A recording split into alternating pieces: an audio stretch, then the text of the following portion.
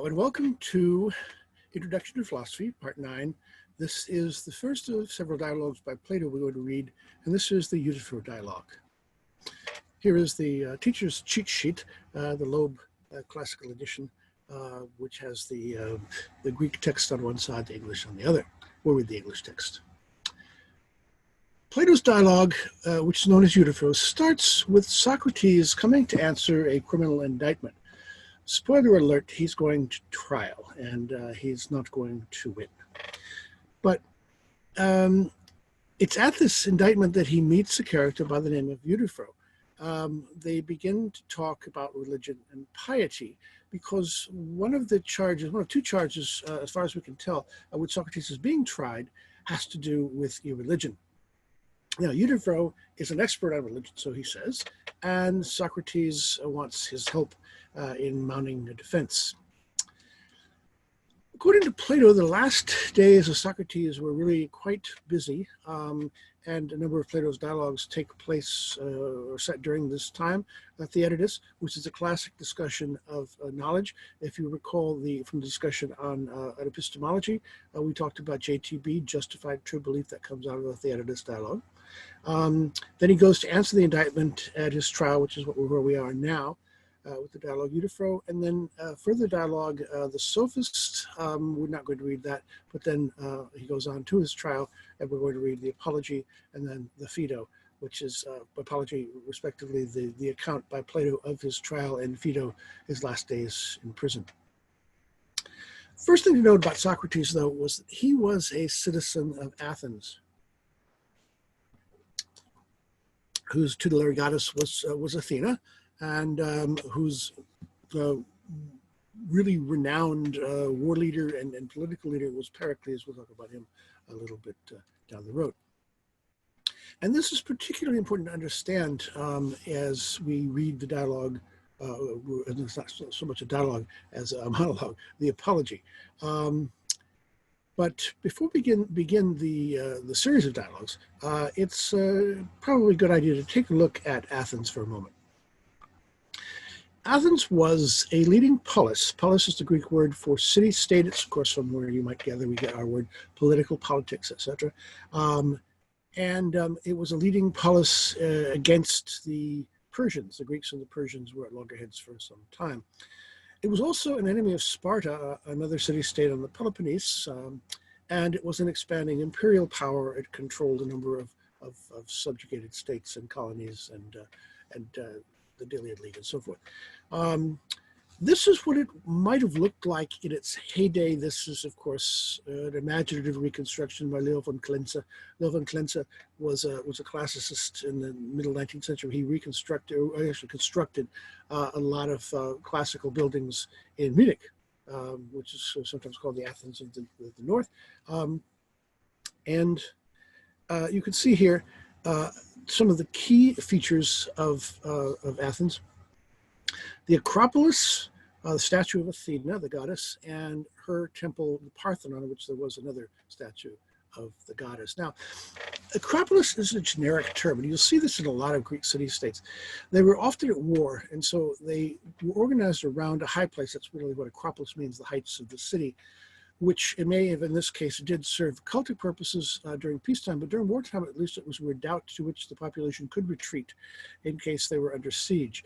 Athens, as it turns out, had some very good defenses against siege, and they did not really, certainly during Socrates' time, ever have to resort to just withdrawing to the heights. But other troops have, and we'll see something about the Parthenon in that respect presently.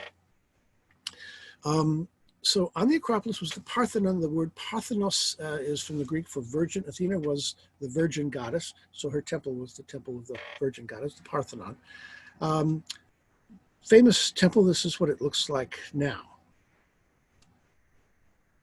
A religious center, military redoubt, but the practical life of the city took place not on the Acropolis at the heights, but down below on the Agora, the marketplace. And that's where the action is going to be set today and indeed subsequently during the life of Socrates. Here's another artist's conception. If we're now down in the Agora looking up at the heights of the Acropolis, that's what you would see. And indeed, if you're in central Athens, even today, you can't miss the Acropolis. It dominates the entire view. It just sits up there atop everything. The Agora was downtown. It was center city. It was the mall. The noun agora originally meant a gathering place, an assembly. It came to mean marketplace. The verb agoratzen means to shop. It also means to talk, and both of those activities went on there. Lots of talking, lots of gossip, and lots of philosophizing. Socrates made this the center of his work and his teaching. During the day, the agora would be full of adult men. Children, although there's a child here playing with a hoop in the drawing, were basically restricted. They'd be buying, they'd be selling, they'd be politicking, they'd be arguing. This building in the background is going to figure into our narrative. It's called the Tholos. It was basically the city council chamber, the Parthenon, as it was called, and called the Tholos because look at the roof. It looks like one of those straw sun hats that one sees, for example, today in East Asia. The Japanese have a version, the Vietnamese famously have a version. The Greeks wore the same sort of thing. It's very simple to make. So they called their city council chamber the Tholos, the sun hat, because of its roof. Way in the back, see in red there, is a temple, the temple of Hephaestus, the Hephaestion. We'll come back to that presently. That figures also in the narrative. This is what the agora would have looked like from a bird's eye view at the time of Pericles in the 5th century BCE, the time when Socrates was growing up, and indeed the time when Socrates was being tried. The red circle is the Hephaestion, the temple I just mentioned. The blue circle is the Tholos, the city council chamber. And you can see in yellow is the court where Socrates is going to be tried, and the prison in aqua where he's going to be imprisoned and eventually executed. And the yellow circle at the top, kind of yellowish orange, is the porch of the Archon King, where our action takes place today. Here's another aerial view, what it would have looked like in the day. The only exception is that building in the long building in the left side, that's a Roman, or Hellenistic really, building, which is well preserved, and you can actually, it's been reconstructed, you can walk through it today. But actually you can't walk through, you can walk through the site, but not through the buildings, because this is what the site looks like today. It had to be excavated to get it into this shape. It had been, leveled over and built upon. But you can now walk through the streets of the agora, and you can see the foundation stones of the buildings, and they're clearly marked. You can see pretty much, and we know in considerable, amazingly considerable detail what some of these buildings were. This is the Tholos, it's on this left, the round foundation stones, and then there's the part of a column that was in the middle. Here's another view of the same building. The Hephaestion, the temple, the god Hephaestus, and we'll come back to him, a working class god. He was the god of the forge. If you've heard of the Roman god Vulcan, same god. He got his hands dirty. He made armor for the gods. He ran a forge. It was a blacksmith. That's kind of dirty work. The temple is a little bit above the agora. We have to climb a slight hill. It's not much of a climb to get to it, but it's well worth the climb. Here we go, up the hill toward the Hephaestion, and here it is. And it is the best preserved Greek temple. Now, the Parthenon is pretty much in ruins, but although this one does not have its roof, it has pretty much everything else. There are actually some better preserved temples outside of Athens, indeed outside of Greece. There's a place in Italy, for example, south of Naples called Paestum, which has not one but 3 very well preserved Greek temples. Sometimes you have to go outside of Greece to see the best Greek architecture. The same is true of Rome. Sometimes you have to go outside of Rome to see the best Roman architecture. The Colosseum in Rome, for example, but a shadow of what it used to be. The thing about Rome is, it was not only the city of the Roman Empire, it was the city of the popes, and the popes stripped the old Roman ruins of a lot of their marble to build their palaces. So the old city of Rome doesn't put on its best face, but you can see much better preserved Colossia in other provincial cities. For example, Pula in Croatia has a very good one. They still use it today for concerts. In any case, here's the Hephaestion. Definitely, if you go to when you go to Athens, don't miss it. We know about Socrates primarily through the writings of Plato, but Xenophon is number 2. And Xenophon, in his Memorabilia, reports of Socrates that he was regularly to be found in the Agora. Early in the morning, says Xenophon, Socrates, went to the public promenades and training grounds. He liked to go to the Lyceum, a gym. Euthyphro was going to ask him about that. Why aren't you working out of the gym this morning, Socrates? Because he usually did. In the forenoon, he was seen in the market, says Xenophon, and the rest of the day he passed just where most people were to be met. He was generally talking, and anyone might listen. Basically, if you wanted to become a student of Socrates, you just fell in with him as he walked around the Agora and talked. Xenophon in the same work also tells us that Socrates met his students at the shop of a shoemaker. Diogenes Laertius names the shoemaker as Simon, and this is probably that shoe shop. Shoemaking paraphernalia was found in the house. You can see hobnails, eyelets for the laces for the shoes. And in the street outside, there was a cup with the name Simon. That's pretty good. We don't get that kind of detail often. One of the reasons, by the way, Socrates went to Simon's shop is it was right at the boundary of the Agora. And so the youth who were not allowed in the Agora during working hours could come to the shoe shop, and then Socrates could talk. The second charge, I mentioned the religious charge, the second charge of which Socrates is being tried is corrupting the youth of Athens. Well, here's where he corrupted them, perhaps corrupted them. And here's another view of the Oikia Simonos, the house of Simon. So Socrates spent time daily in the Agora. It was the place where he was tried, sentenced, and put to death, and various places in the Agora figure in the overall story. Now, I think some people have the notion of philosophers that they're kind of hermits, solitary figures, maybe like Simeon Stylites here, who was a hermit, a saint who lived on top of a pillar. Well, Socrates is not like that at all, and philosophers generally aren't. Socrates was very much a man of the city, and his city was Athens. One more building in the Agora that's relevant to our story. We talked about the Hephaestion, circled in red there. We talked about the Parthenon, the Tholos in blue. The Stoa Basileus, the royal porch, the Stoa of the Archon king, which is where Socrates meets up with Euthyphro today. Here's a reconstructed view there relative to the Hephaestion up there on this little hill, is the Stoa Basileus. Here's another artist's reconstruction of what the building would have looked like in the day. And here again from another angle. This is not what you'll see today, though, if you go to the Agora. This is what you'll see. Yes, and that is a train running right through the middle of an archaeological site. When the Greeks put their subway in, they brought a bit of it up above ground, and the bit above ground runs right over the archaeological site of the Agora. So you really can't get down and see this. You can see it from above, but you can't get down and walk through it. But this is where Socrates runs into this character, Euthyphro, at the Porch of the Archon. So let's read. And if you have the full second edition of Parmen's Reader, we're at page 23. This is a dialogue, so Euthyphro and Socrates are going to trade lines. Euthyphro begins. This, Socrates, is something new? What has taken you from your haunts in the Lyceum, the gym, and makes you spend your time at the royal porch? You surely cannot have a case at law, as I have before the Archon king.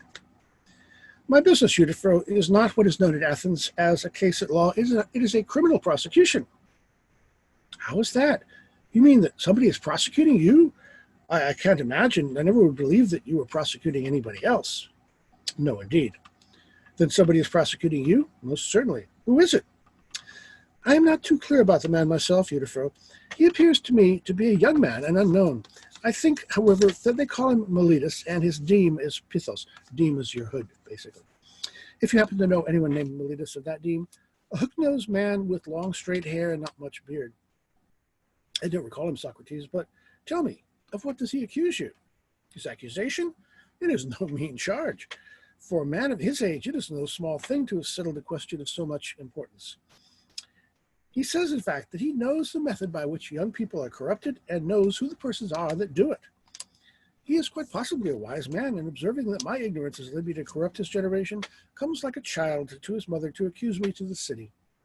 And to me, he appears to be the only one who begins his political activity aright, for the right way to begin is to pay attention to the young and make them just as good as possible. precisely as the able farmer will give his attention to the young plants first and afterwards care for the rest.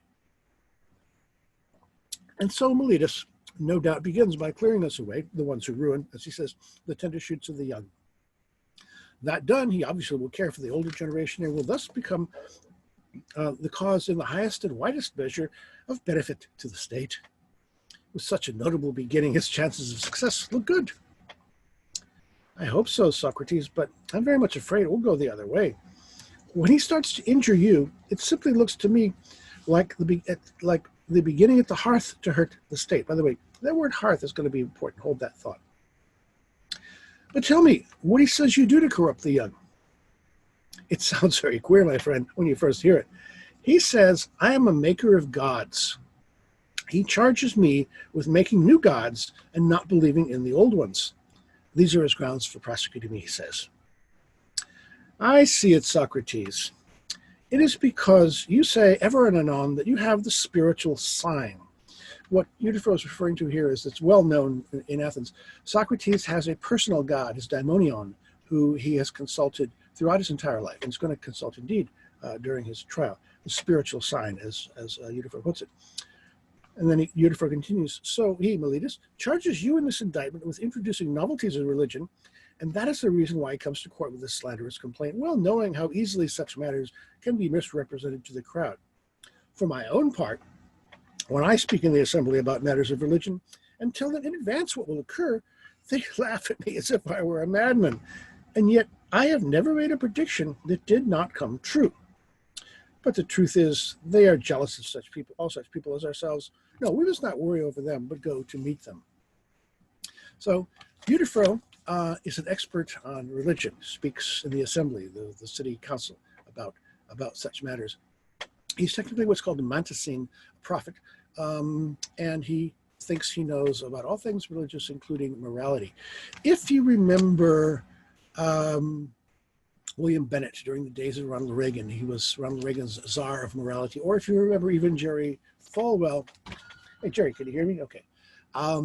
With the direct hotline to God's ear, this is the kind of figure that Euthyphro is, an expert on all things relating to religion and the gods, including morality. Now, Euthyphro, the mantesin, the prophet, is a bit atypical in as much as Plato depicts him scolding about morality.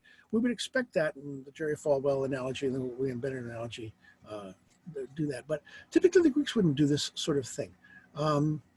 But since Socrates is interested in morality, you can see, why Plato uses this plot device.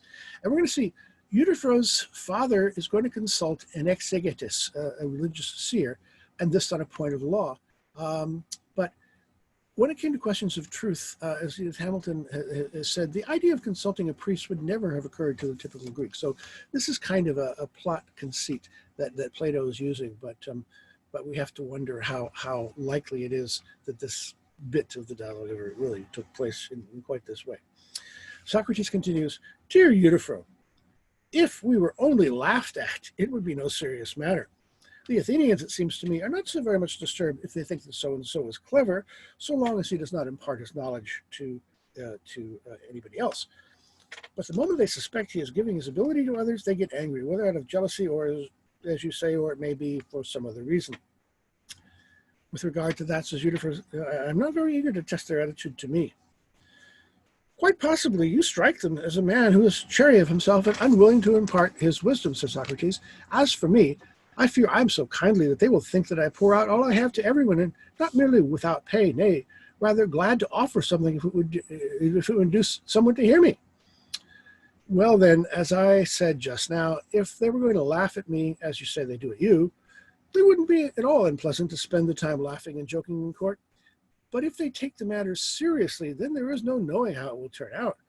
Only you prophets could know. Well, Socrates, perhaps no harm will come of it at all, but you will carry your case as you desire, as I think I shall carry mine. Your case, Euthyphro? What is it? Are you prosecuting or defending? Prosecuting. Whom? One whom I am thought a maniac to be attacking. How so? Is it someone who has wings to fly with? He's far from being able to do that. He happens to be old, a very old man. Who is it then? It is my father. Your father, my good friend. Just so. What is the complaint? Of what do you accuse him? Of murder, Socrates. Well, Miletus charges me, says Socrates, with making new gods and not believing in the old ones. Socrates believes in lots of gods, as we shall see, including the god Asclepius. He is a new god, but he is accepted. There's a temple to him at Athens. You can see it today if you walk up to the Acropolis. One way to go there is to pass by this particular temple. Asclepius, as we'll see, was the god of healing. That's going to come in at the very last bit, the day Socrates dies. And you can see he's holding a staff with a serpent coiled around it.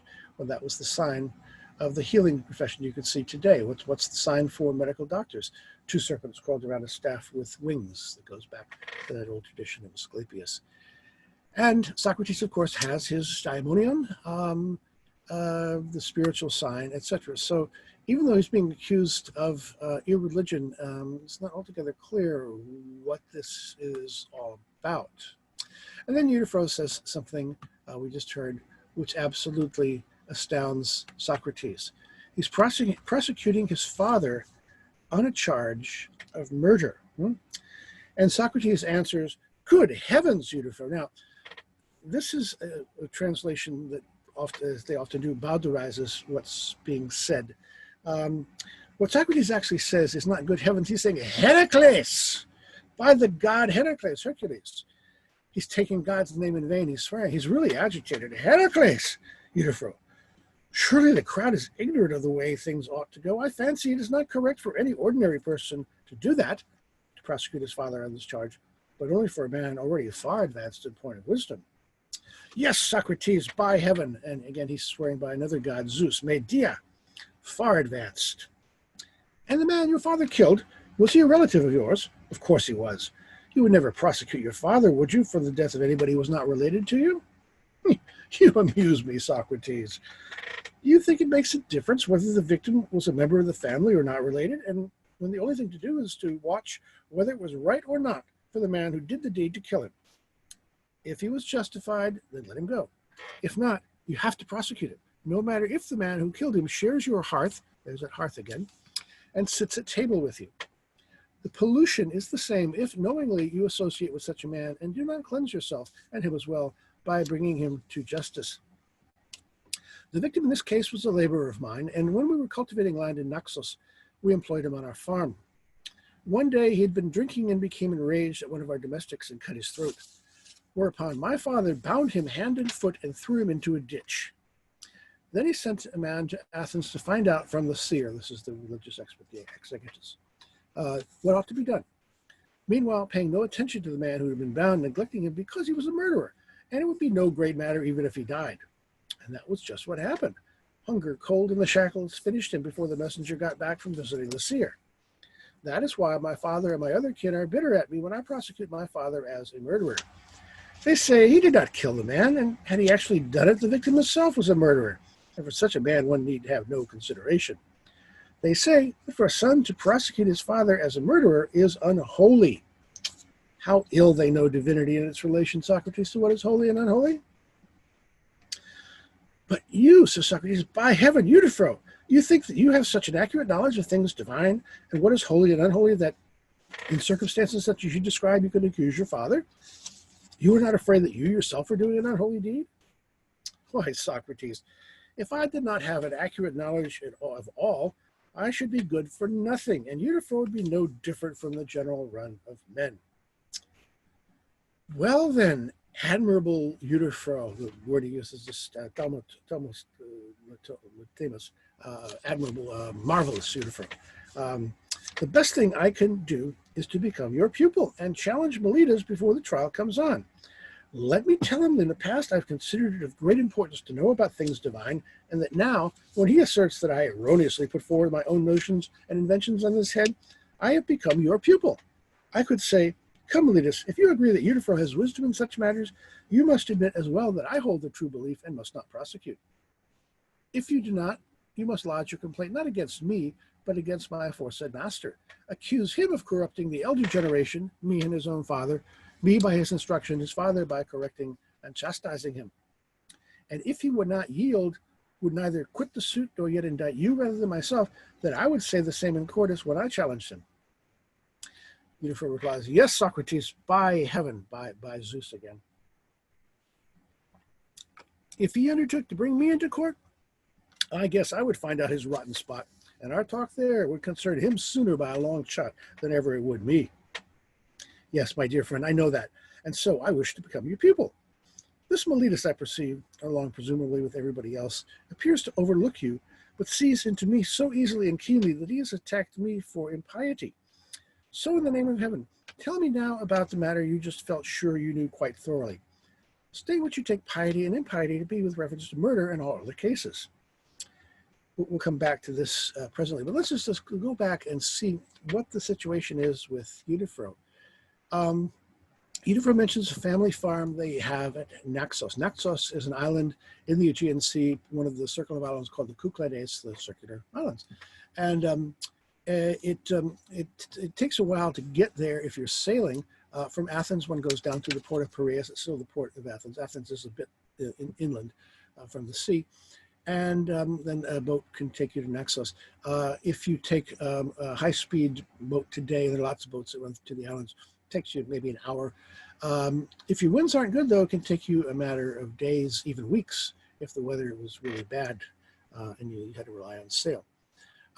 Here's the island of Naxos.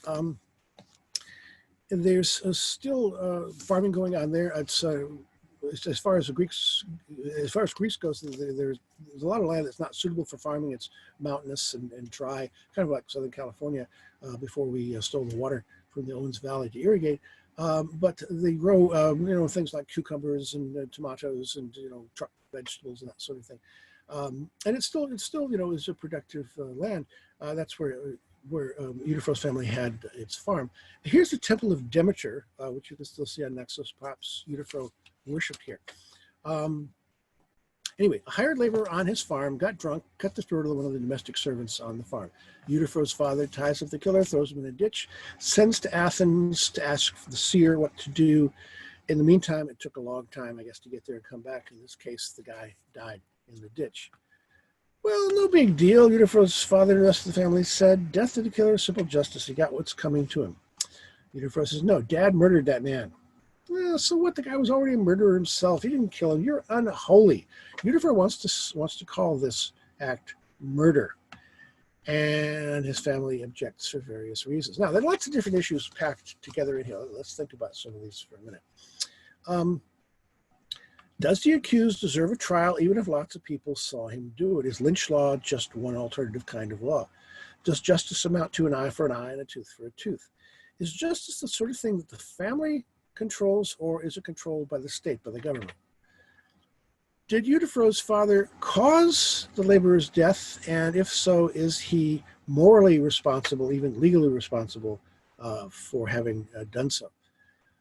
Things like negligence or depraved indifference figure in. Are they mitigating circumstances? Are they less serious than active malice? And is killing the same thing as murder? Let's take up that last question.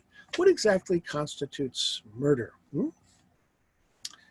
Well, if you've taken anthropology, you're well aware, I think you should be, that customs vary from culture to culture, from time to time. Cultural relativism, this view is called, and there's a lot of evidence to suggest that it is the case with respect to lots of things, marriage patterns, religion, various other things as well. So then the question comes up, okay, given that we know so many things differ from culture to culture, society to society, are there any things which don't? Are there any things we might call anthropological universals? And over the years, two candidates have come up for that. One is that we find all societies have a taboo is a prohibition, against incest. You can't have sex with the inappropriate people and relatives in your family. And all cultures have a taboo against murder. So here are a couple of hard and fast exceptions to the notion that it's different strokes for different folks, right?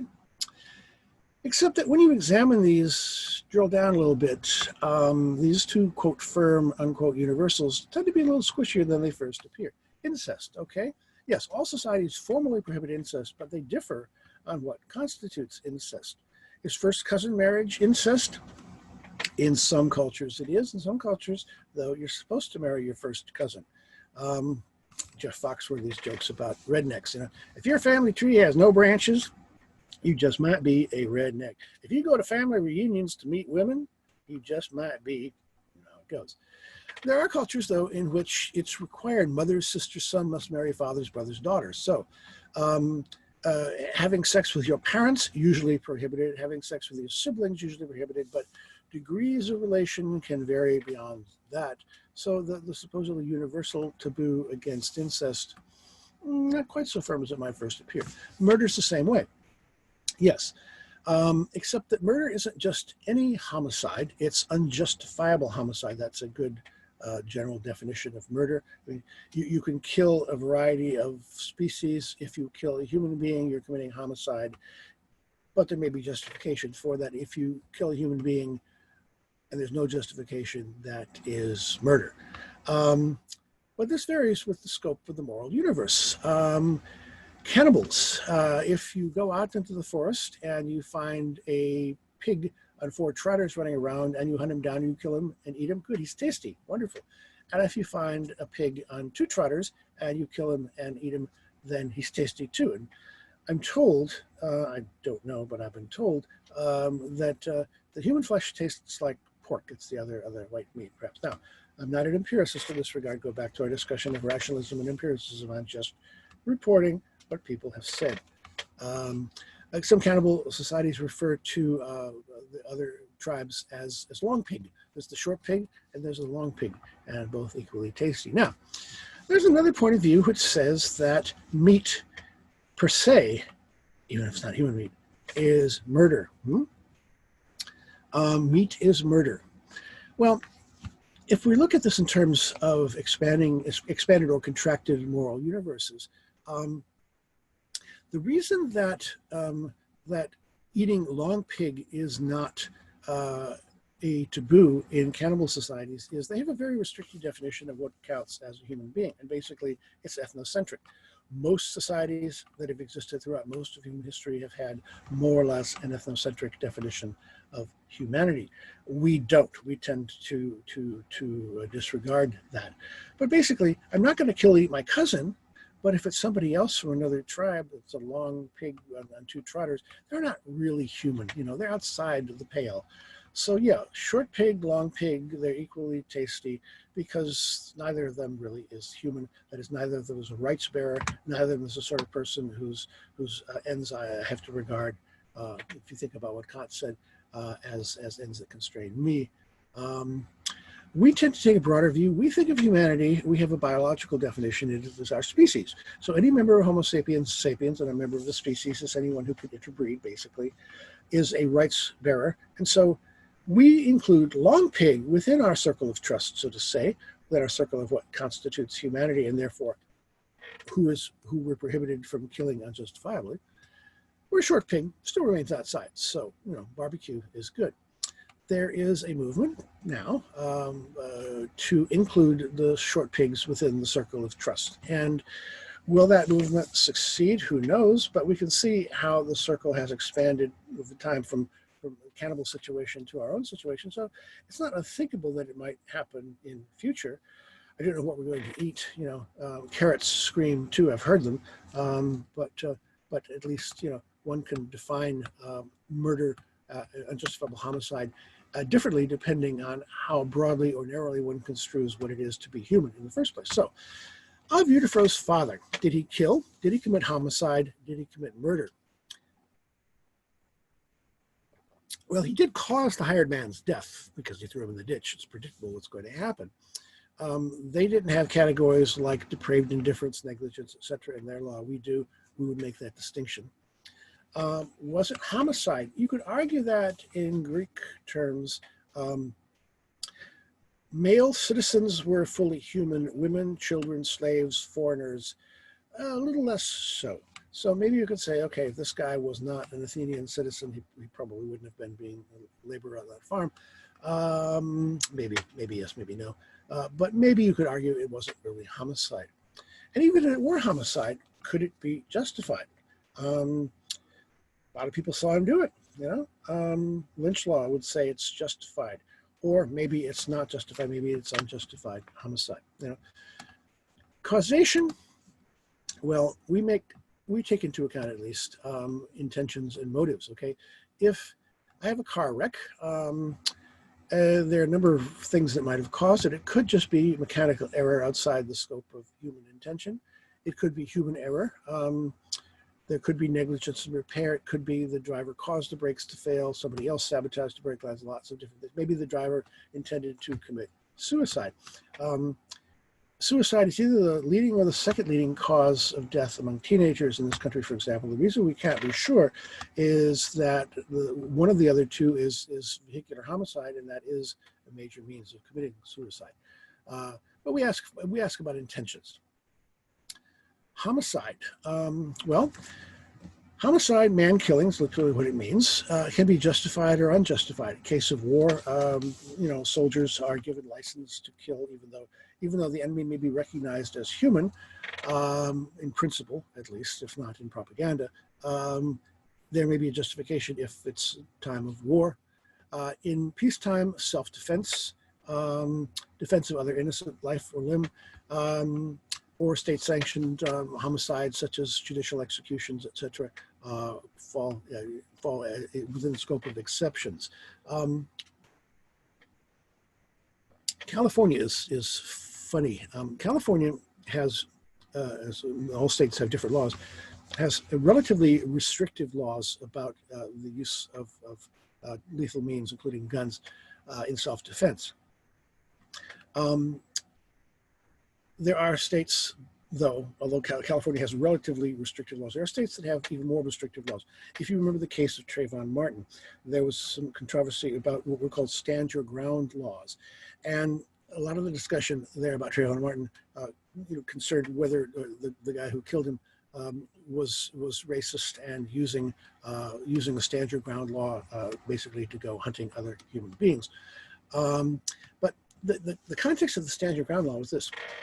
Before those laws were passed in the state of Florida, it was not legal to use deadly force to stop someone if they were outside your house. My father used to live in Florida, and the deputy sheriff told him once, if you have to shoot an intruder, be sure you drag him into the house before you call us. Because if he was in your house, you're justified. If he was outside your house, you're not justified. You're going to be prosecuted. Okay, and the stand your ground laws removed that and made the Florida law, which is generally less restrictive than California, made the Florida law more lenient like the California law. The California law is basically if you have a sincere belief that a person is a threat to your life and safety, or the life and safety of anybody in your vicinity, whether you're inside your house or not, and you decide the only way to stop them from doing the act they're about to do is to use a deadly force, then yes, that could be justified. So you don't have to be inside your house. There is in some states what's called a duty to retreat. Florida had this before they changed the law. If you can possibly retreat within your house, even though somebody is about to kill you, and prevent them from doing that, you have to do that. The state of California says no. If you sincerely believe, and it has to be plausible. You can't just you can't shoot someone in the back, for example, who's running away from you, and say I thought they were going to kill me. But under the appropriate circumstances, if you are outside your house and you use deadly force, that could be a defense justifiable homicide if you're even charged with a homicide in that case. So homicide, again, is fairly specific, fairly restrictive, not the same thing as killing. It's the killing of a man, and then whether or not that's justifiable or not is what decides whether we're dealing with murder or not. So murder amounts then not to just any homicide, but to justifiable homicide. And this is not just a modern definition, it's anthropologically broad, but rules, as we'll see, may not be so narrow, maybe so narrow as not to take this into account. Another thing that enters in here is act morality versus intention morality. Nowadays, it matters to us, both in morality generally and in law more narrowly, not only what was done, the act in question, but also why it was done, the intention, okay? And Homicide may be culpable not only if it was justified, but if it was done under certain motivations or intentions.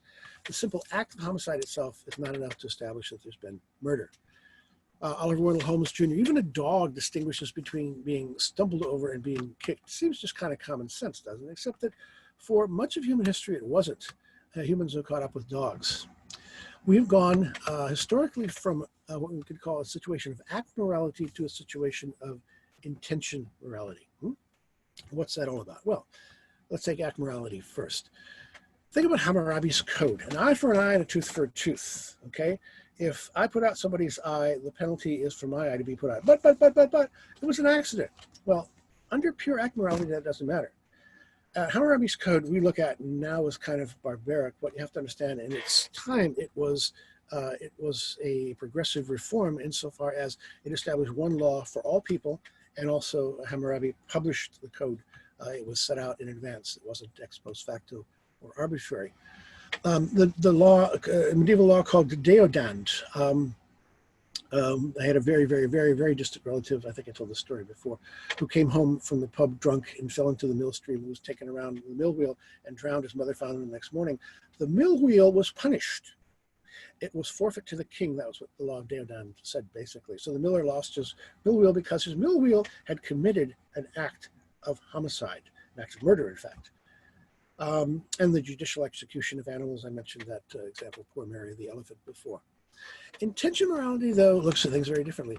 It follows Kant's dictum, ought implies can. If you can't have done other than as you did, there's no point in saying you ought to have done otherwise, and therefore will be punished for not having done what you ought to have done. The idea of mens rea in common law, the idea of a thing, if you can't form an intention to commit an act, you can't be held culpable for that act. The MacNaughton rule in common law formalizes that. Diminished capacity as a defense is part of that. So modern law, and also philosophy of law in modern times, operates with intention morality rather than merely with act morality. Yes, acts are important, but the intentions are important too. Ancient Athenian law, though, hadn't worked very far beyond the traditionalistic pure act morality. Again, Kant, ought implies can. The MacNaughton rule, you can read this if you want. Just pause the video or read the handout. The key elements are of the MacNaughton rule. You're not culpable if you don't know the nature and quality of the act you were doing, or if you didn't know that it was wrong, without sense and reason, and can no more commit a tort or felony than a brute animal. It seems just common sense to us, but the point is, it wasn't always common sense. That a person of diminished capacity can no more commit a tort or a felony than a brute animal. And there's poor Mary the elephant, once again, hanged for homicide, for man-killing, punished by being hanged for homicide. Under act morality, the act as such is right or wrong, regardless of the intention or the mental capacity. That's why rogue elephants get punished sometimes, with or without a trial. Intentions don't count as mitigating circumstances. Okay, so let's go back to Euthyphro. He's not making clear distinctions as we would among causing death, committing homicide, committing murder. He's also operating from an act morality rather than an intention morality. His father did the act. That's the only thing that we need to look to. This much is pre-modern, as we might expect. But there's one way in which Euthyphro is surprisingly modern, and what he's saying runs squarely against the conventional morality of his day and age. And we've read that passage already. You amuse me, Socrates. You think it makes a difference whether the victim was a member of the family or not related, when the only thing to watch is whether it was right or not for the man who did the deed to kill him. If he was justified, then let him go. If not, you have to prosecute him, no matter if the man who killed him shares your hearth and sits at table with you. The pollution is the same if, knowingly, you associate with such a man and do not cleanse yourself and him. Also, he adds. It comes to this question: is blood thicker than water? Now, we'll have to take a little leap here from ancient Athens to modern America. The Godfather. Godfather is a good, raises this question quite a lot. Question whether family and personal friendship make up an older view of justice, vendetta justice, which is at odds with a modern view of justice. Vendetta justice is a view of justice which is centered on family and kinship.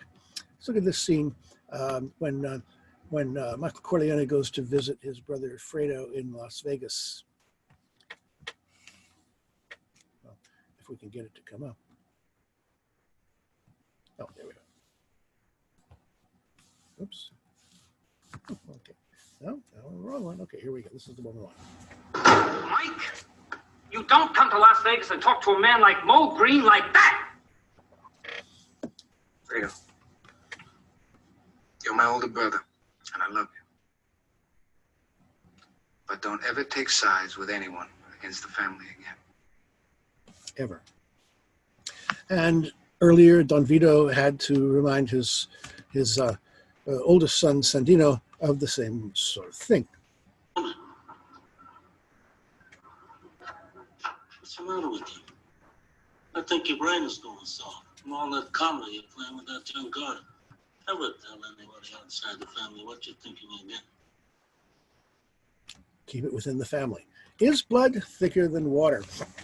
Michael Corleone would say, hell to the yes. And so his father, Don Corleone, Don Vito, would say the same thing. There's the family, and then there's the outside world. This is maybe the Sicilian translation of the old Bedouin saying, I and my brother against my cousin, but I and my cousin against the stranger, against the rest of the world. Does justice differ from law? Well, in this world, it does. Think about the scene in which Bonacera, the undertaker, Don Vito is going to have to see him again down the road. He comes and asks for justice for his daughter. Some thugs have beaten her up, probably worse. The kind of justice that he's asking for is what is called vendetta. Vendetta amounts to taking the law into my own hands. It's the old Mediterranean pattern in which justice occurs when families and friends of families stick together and avenge themselves. The police and the courts have nothing to do with it. Let's watch the scene from The Godfather.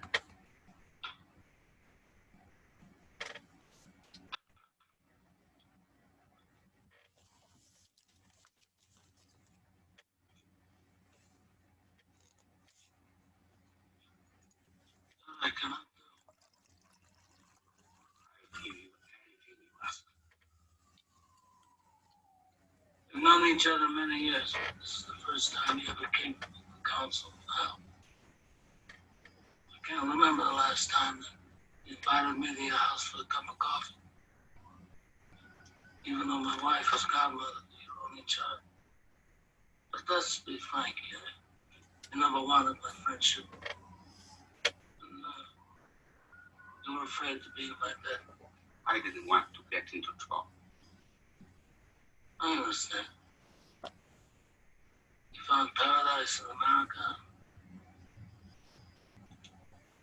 You had a good trade, you made a good living. Police protected you, there were courts of law.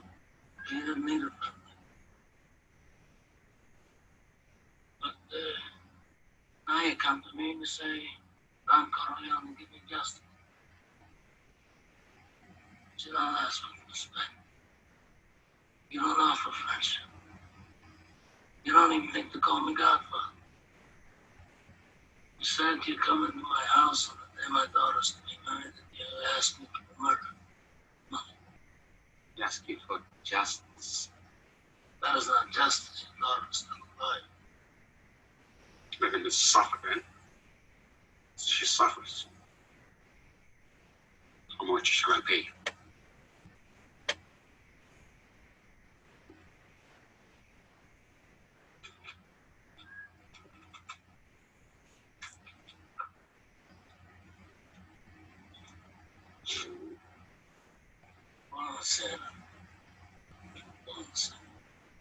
What have I ever done to make you treat me so disrespectful? You'd come to me in friendship, and the scum that ruined your daughter would be suffering this very day. And if by chance an honest man like yourself should make enemies, become my enemies, and then they would fear you.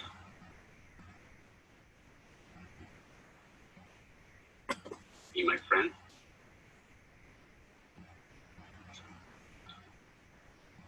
Godfather.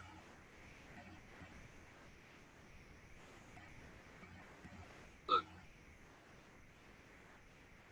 someday, and that day may never come, I'll call upon you to do a service. till that day, accept this justice as the gift of my daughter's wedding day. Grazie. Yes, right. Big. Yes, so Don Corleone, give me justice. Robert Kennedy, whenever men take the law into their own hands, the loser is the law. And when the law loses, freedom languishes. Yes. Kennedy is an Irish name, isn't it? Yes, this was the perspective of the urban Irish, who, by the way, in America controlled the police. The Italians, on the other hand, kind of outside the pale. So their view was a little bit different. Tony Soprano and the boys, we don't call 911. Is street justice just one alternative form of justice? To us, what the Godfather is doing seems to be a denial of justice as taking the law into his own hands, when instead power to enforce the law, we think, belongs to the police and to the courts. But the point is, see, with the Corleones and the immigrant clients, vendetta is an alternative system of justice, yes, but a Sarah can go to the police now for a couple of kinds of things, but not everything. Still needs to come back to the old system, to the Godfather. So there's a clash of competing cultures here. This is a major theme in the Godfather. And this makes the Euthyphro case appear somewhat alien to most of us who don't share the vendetta view. One goes to the Godfather for justice, simply because one cannot trust the bureaucratic state and the police and the courts. Keep it in the family. Is blood thicker than water? There's an old Roman law called patria potestas, the power of the father. The father had life and death power over his children. Fathers could execute their children for disobedience. He could also sell his children into slavery. And other ancient cultures had similar views. The ancient Hebrews, for example, did that. If you're familiar with honor killings that still go on in the Middle East today, Saudi Arabia and places outside the Middle East, Pakistan, India, the family under authority of the father dispenses justice by killing an errant family member. Usually it's a daughter. He may, this is a common thing, delegate the oldest son to do, sew up the sister in a sack and throw her in the swimming pool while the family stands around and watches. Punishment for sexual offenses. This kind of thing still goes on for the very same reason that it went on with Don Corleone and went on indeed with Euthyphro. Now, the rest of Euthyphro's family wants this old-fashioned Mediterranean vendetta. This is what they see as justice, what the dad did. But Euthyphro, he's doing what the Godfather says not to do, taking sides against the family. He's seeking justice in abstract terms from the state, and this is a novel thing. So for Euthyphro, unlike for Michael Corleone, no, blood is not thicker than water. Not even dad is above the law. And this cuts against the grain of ancient culture, against the primacy of la familia. Again, that's at odds with our modern view. Winston Churchill, here's a law which is above the king and which even he must not break. This reaffirmation of a supreme law and its expression in a general charter is the great work of Magna Carta. And this alone justifies the respect in which men have held it. John Adams, in our own country, we seek a government of laws, not of men. That's a very different point of view than vendetta. In insisting that, as Euthyphro does, quote, the only thing to watch is whether it was right or not for the man who did the deed, unquote, Euthyphro is anticipating this modern view of government of laws rather than of men. The law is no respecter of persons. No one, father figures, not even the king, is above the law, the principle of Magna Carta. So not even dad is above the law. That's one principle. And also, justice involves being cleansed from pollution. That's religious language being used. Hold that thought. We'll come back to that. So Euthyphro has simultaneously here a modern view and an archaic view. It's really interesting what Plato has him do here. And again, as I mentioned a minute ago, notice just how religious this all is. In order to decide what to do with the suspect, what does Euthyphro's family do? What does his father do? Sends to Athens to get an exegetus, a seer, a religious figure. Now, we don't go to a priest to get justice. We go to a judge. But see, there's a difference. Euthyphro, secondly, insists that no man is above the law, not even his family. The same rule applies to one and all. And if you don't see this, you're bringing pollution, miasma, upon yourself, and this must be cleansed. This is also a religious matter. And thirdly, and most importantly to the point here, As we see, when this dialogue goes on, Euthyphro and Socrates are going to be discussing justice and injustice in terms of holiness, hosios, and unholiness, piety and impiety. Again, very religious terms in which to discuss matters of law and justice. Again, something we wouldn't do. We wouldn't go to a priest, we would go to a lawyer. We wouldn't go to divinity school, we would go to law school to sort out what's legal. So, Dad didn't kill him, the guy was already a murderer himself. You're unholy. One of the things that they say about, his family says about Euthyphro is he's unholy. Euthyphro, this guy, this mantesin, this prophet who knows about all things religious. Now, we separate church and state. Socrates, Euthyphro, and the other ancient Athenians clearly did not in the same way. And Socrates is shocked when he hears this, because Socrates is a traditional Greek. His shock is religious. It's kind of funny given the fact that Socrates is being prosecuted for being irreligious.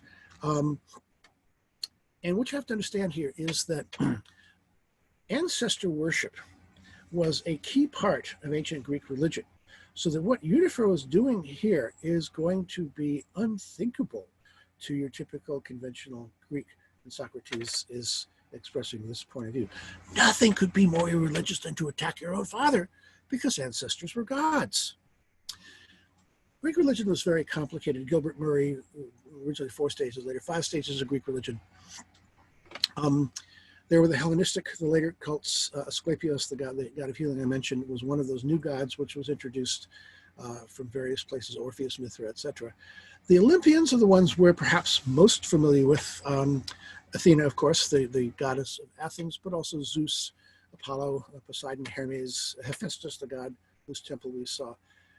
Prior to the Olympians were their parents, the Titans, Cronus, Rhea, Uranus, Gaia.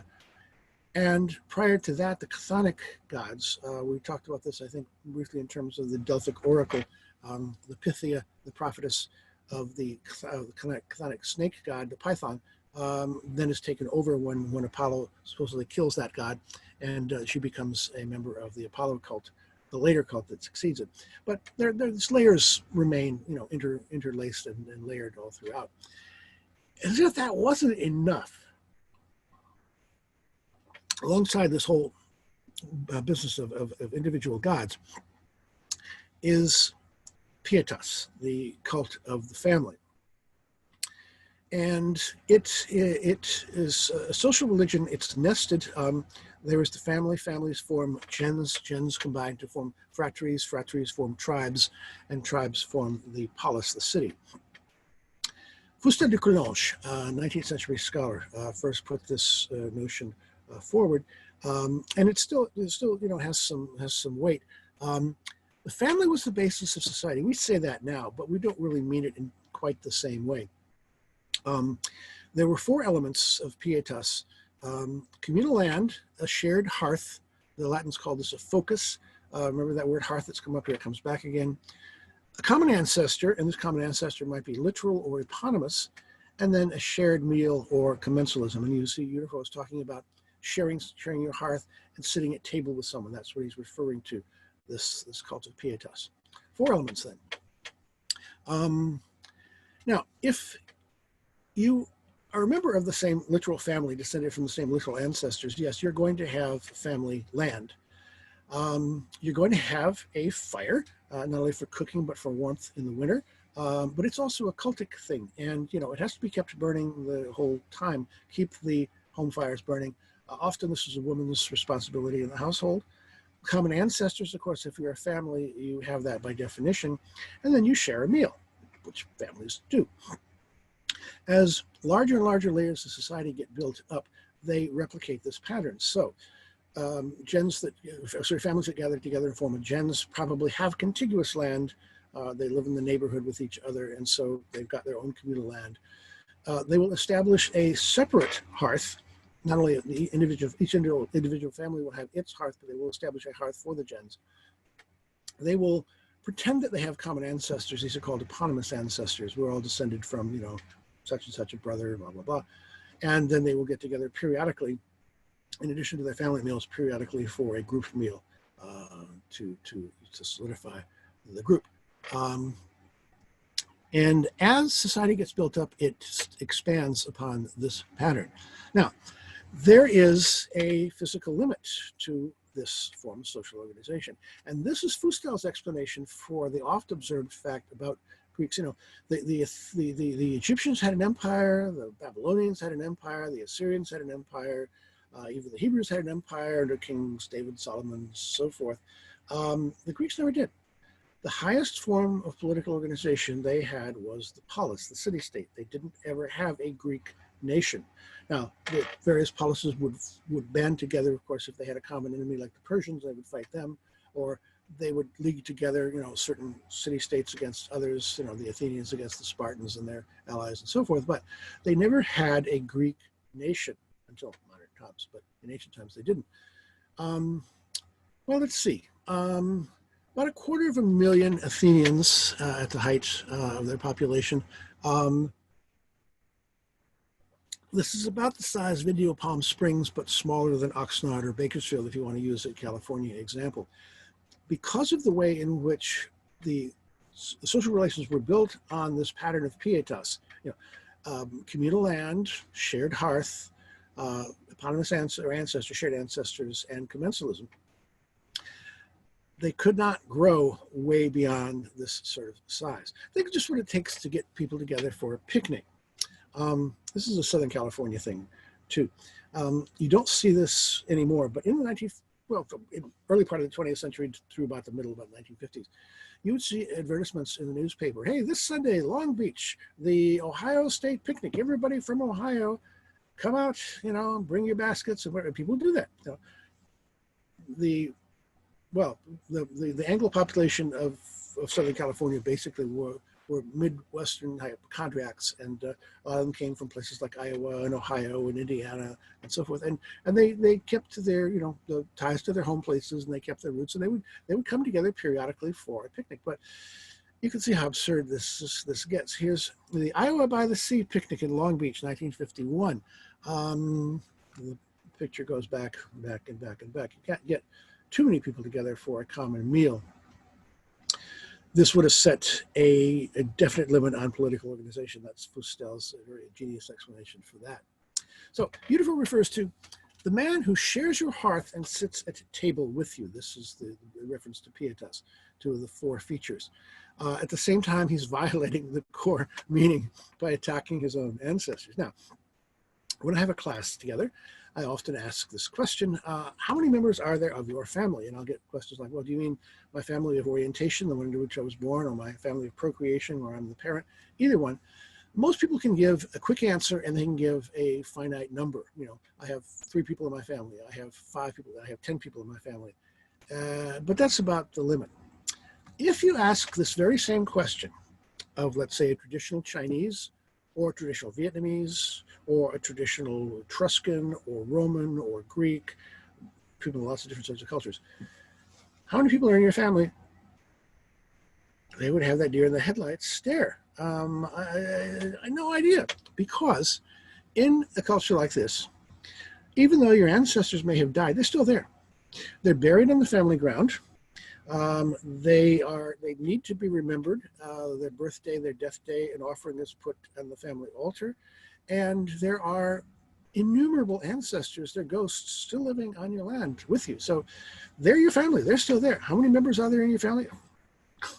You know, it's like the Yakov Smirnoff joke, you know. How many in your party, says the restaurateur. Oh, communist party, we have millions. So, yeah. Yeah, and this is a focus. This is a hearth.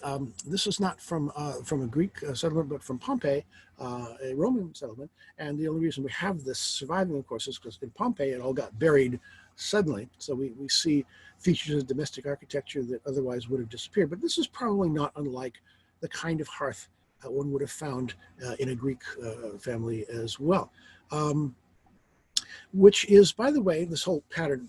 Why, if you know the story about the Indians allegedly selling the island of Manhattan for $24 to Peter Stuyvesant, we laugh at that. But you see, the point is, most cultures that have ever existed throughout most of human history, it certainly includes the Indians in Manhattan, it includes these folks in the ancient world, had no institution of real estate. There was no way in which you could take your family land and sell it for money, thus alienating it from your family forever.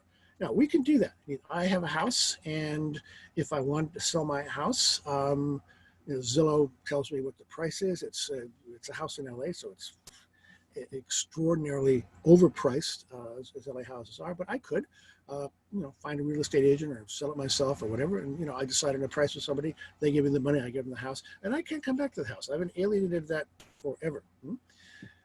And that we just kind of take in stride. But see, most cultures throughout most of human history would not have understood that very basic idea. You could no more sell your house and your land than you could sell your grandmother. In fact, if you sold your house and land, you would be selling your grandmother, because remember, your ancestors are still there. You're still buried there. It's kind of hard for us to imagine, we Americans, we celebrated the bicentennial not too long ago. 200 years, yeah.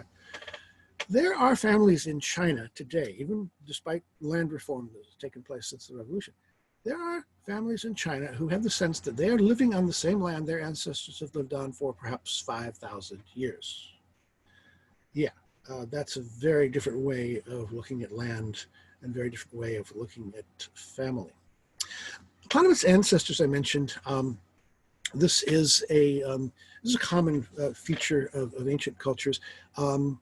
The Athenians were divided into tribes, and this was a reorganization that took place not too long before Socrates comes along. But of course, it was all kind of made up. They weren't literally descended. And Socrates is going to make reference to being descended from the tribe of Daedalus, the master craftsman of mythology. Obviously, this was not literally the case, but the pattern was set such that you needed to be able to claim common kinship. If you see the 12 tribes in Israel, for example, it's exactly the same thing. James Fraser in the Golden Bough makes a lot of this. And if you go into the Agora, you'll see today, up in the upper right hand, this is what it looks like. There was an altar to the eponymous heroes, the 10 Fulai of Athens. These guys were the 10 ancestors from whom all Athenians believed themselves, or at least claimed, to be descended. Obviously, the altar has deteriorated a bit in the meantime, but that's an artist's reconstruction of what it would have looked like. Okay, now, we've already heard about the Cartesian method, de omnibus dubitandum. And my students will have that in their notes, I hope. Put this also in your notes, the Socratic method, known also as the elenchus. And that's this: propose a definition and then criticize it. If you've ever heard anyone say, define your terms, this is where it goes back to the elenchus, back to Socrates. What's justice? Asks in the Republic. Here he's going to ask, what's piety and impiety? What's holiness and unholiness? Define your terms, and let's see if the definition holds up. We'll try to criticize it and shoot it down. And this is what we're going to see here, and we'll see in the Meno. And indeed, in the Apology, it's a characteristic of Socrates. Now, this might get to the point of annoying. Imagine being Socrates' son. Good morning, says Socrates to his son. I don't want to define anything. I'm sorry, can a father just wish his own son a good morning? I don't want to define anything. Perhaps I don't deserve a good morning, even from my own son. Good morning. But what is good? Yeah. Socrates could take that to extremes. So, the elenchus. The Socratic method: first define your terms clearly, then try to criticize that definition. Let's see where this goes. We'll pick up again on page 25, about halfway down the second column. Tell me, he says to Euthyphro, what you take piety and impiety to be, with reference to murder and all other cases. Is not the holy always one and the same thing in every action? And again, is not the unholy always opposite to the holy and like itself? And as unholiness, does it not always have its one essential form, which will be found in everything that is unholy? Yes, surely, Socrates, says Euthyphro. Okay, so here's what Socrates is asking for. He's asking for, first of all, a definition in which terms like holy and unholy are going to be seen to be discrete and mutually exclusive. But most importantly, he also wants, this is very characteristic of the kind of question Plato is going to ask, he wants the essential form of the holiness. And as we'll see, jump a little bit ahead here. We haven't read this bit yet. Euthyphro is going to give him a definition. He says, the holy is what I am now doing, prosecuting the wrongdoer who commits a murder or sacrilegious robbery or sins at any point like that. But first, let's unpack one concept here. Very important. That of the essence, okay? Well, the essence is the opposite of accidents. And these have to do with properties of things. Essence is by definition those properties without which a thing would cease to be what it is if you remove those properties, whereas accidental properties are those things which even if you remove them, the thing would not cease to be what it is. So I use the example of a shirt. What's the essence of a shirt? Shirtness means a garment that covers my torso. If it covers my loins, it's my trousers, not my shirt. If it covers my head, it's my hat, not my shirt. Beyond that, though, everything else is up for grabs. My shirt here has a collar. Does that shirt have a collar? No, doesn't matter. Those are just accidents. My shirt can be made of cotton. It can be made of hair. It can have long sleeves or short sleeves. It can have any color, a particular color, not especially an essential property of a shirt.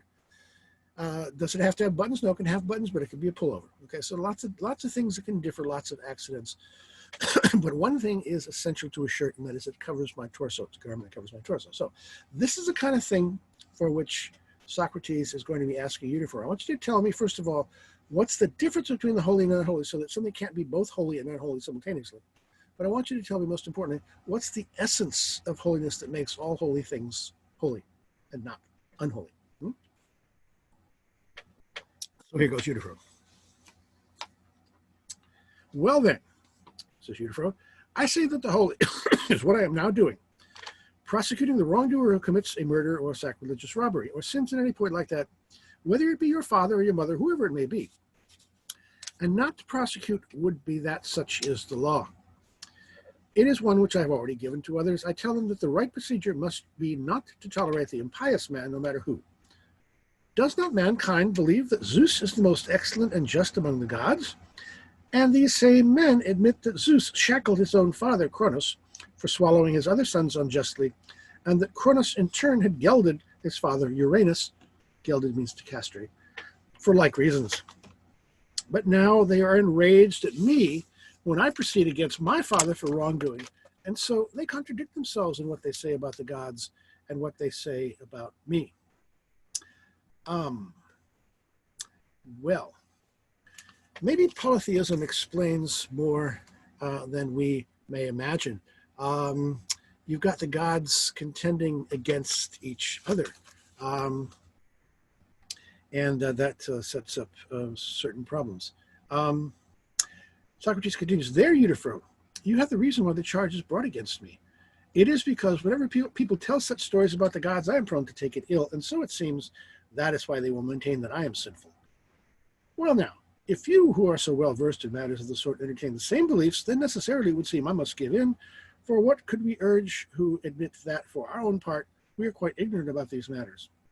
But in the name of friendship, tell me, do you actually believe that these things happen so? Yes, Socrates, and things even more amazing which the multitude does not know. And you actually believe that war occurred among the gods and that there were dreadful hatreds, battles, and all sorts of fearful things like that? Such things as the poets tell of and good artists represent in sacred places, yes, and at the great Panathenaic festival, the robe that is carried up to the Acropolis is all inwrought with such embellishments? What is our position, Euthyphro? Do we say that these things are true? Not these things only, Socrates, but as I just now said, I will, if you wish, relate to you many other stories about the gods, which I am certain will astonish you when you hear them. Okay, he mentions the great Panathenaic festival. This was a yearly occurrence in Athens. Panathenaic literally means all Athenian festival. It was kind of like the 4th of July. It was the big celebration for the Athenians. Here's an aerial view. You see the Acropolis, the big high place up there in the upper right hand. The Agora is that open space in the center. And the Panathenaic festival went through the Agora, processed up the hill to the Parthenon, the temple at the top of the Acropolis. When it arrived at the gates, the Acropolis, only the citizens could pass through. The foreigners and medics and women were allowed to do this as well, had to wait outside. But except for the slaves, all inhabitants of the city could take part in it. It fell on the 28th day of the month called Hecatombion. We don't have to worry about all the details. Celebrating the birthday of Athena. Now, Athena was the only person born of a man. Her father, Zeus, became pregnant with her in his head. She was swelling his head, had to get out. And Hephaestus comes along with his axe, cuts Zeus's head open, and frees Athena. She's born. So it's kind of like, the big Athenian, the birthday of the Republic, basically, the 4th of July. There were a number of statues of Athena on the Acropolis, 3 by the sculptor Phidias. They don't exist anymore. There was one you can see here on the outside that stood in the open air. You could see that from a distance coming into Athens. There was also one inside the Parthenon itself, again, which is gone. Combining ivory and gold, it was probably stripped as soon as anybody could rob it. But you can see if you go to Nashville today, there is a reproduction of the Parthenon there in Nashville, and you can see a statue inside, which is not unlike probably what the original one would have been. Or you can go here to Los Angeles for a similar experience. We have several cathedrals in Los Angeles. There is the Anglican Cathedral, which is actually the least interesting over by Echo Park. There is the Taj Mahal, the new Roman cathedral. The best cathedral, I think, is the Greek Orthodox Cathedral, Santa Sophia. And if you go in there, you'll see not a statue, but an icon of the Virgin Mary holding the Christ child, right in central position, several stories high. And this harks back to the cultic statue back in the ancient temple. By the way, if you ever have a chance, go to Orthodox Easter. Their Easter is a week after the Latin Easter, so the Protestants, Roman Catholics, and so forth celebrate the Latin one. But it's a sight to be seen. It happens at midnight, and at midnight the whole place goes dark. The priests come out from behind the screen, and they've got candles, and they start lighting the candles held by the worshipers, and all of a sudden it goes from complete pitch black to illumination, the entire cathedral. And then the people leave, they carry their candles, they get into their cars, and they drive off with these candles still burning. It's you should do that at least once. It's quite something. Now, the Panathenaic festival, Socrates mentions they bring a robe up to drape the statue of Athena, the Peplos. It's this common garment that women wore in Athens. Here's an example of Athena, statue of Athena wearing the Peplos. I think this is in the Louvre. But they do a big one because this was a statue, several stories high. It was like dressing a giant Barbie doll. And they did this with their statues. They not only dressed their statues, not only in the temples, but in the marketplace and the open spaces as well, with clothing. They also polychromed them. They painted them. Now, when we see ancient statues in museums, and often these are Roman copies of Greek originals, but there are some Greeks already, they're white marble. Parian marble from the island of Paros was especially prized for this. But then they turned around and painted them. And the paint often is worn off. You can see slight traces if you look very closely. But this is the kind of thing that you would have seen. Not the white marble, but all kinds of colorful decoration. Here, for example, at the top is a statue that now is in the museum in Munich, Glyptothek, I think it is. And that's what it would have looked like from the temple of, Aegina. And some other statues as well. Very, very different than what we see in the museum. Okay, so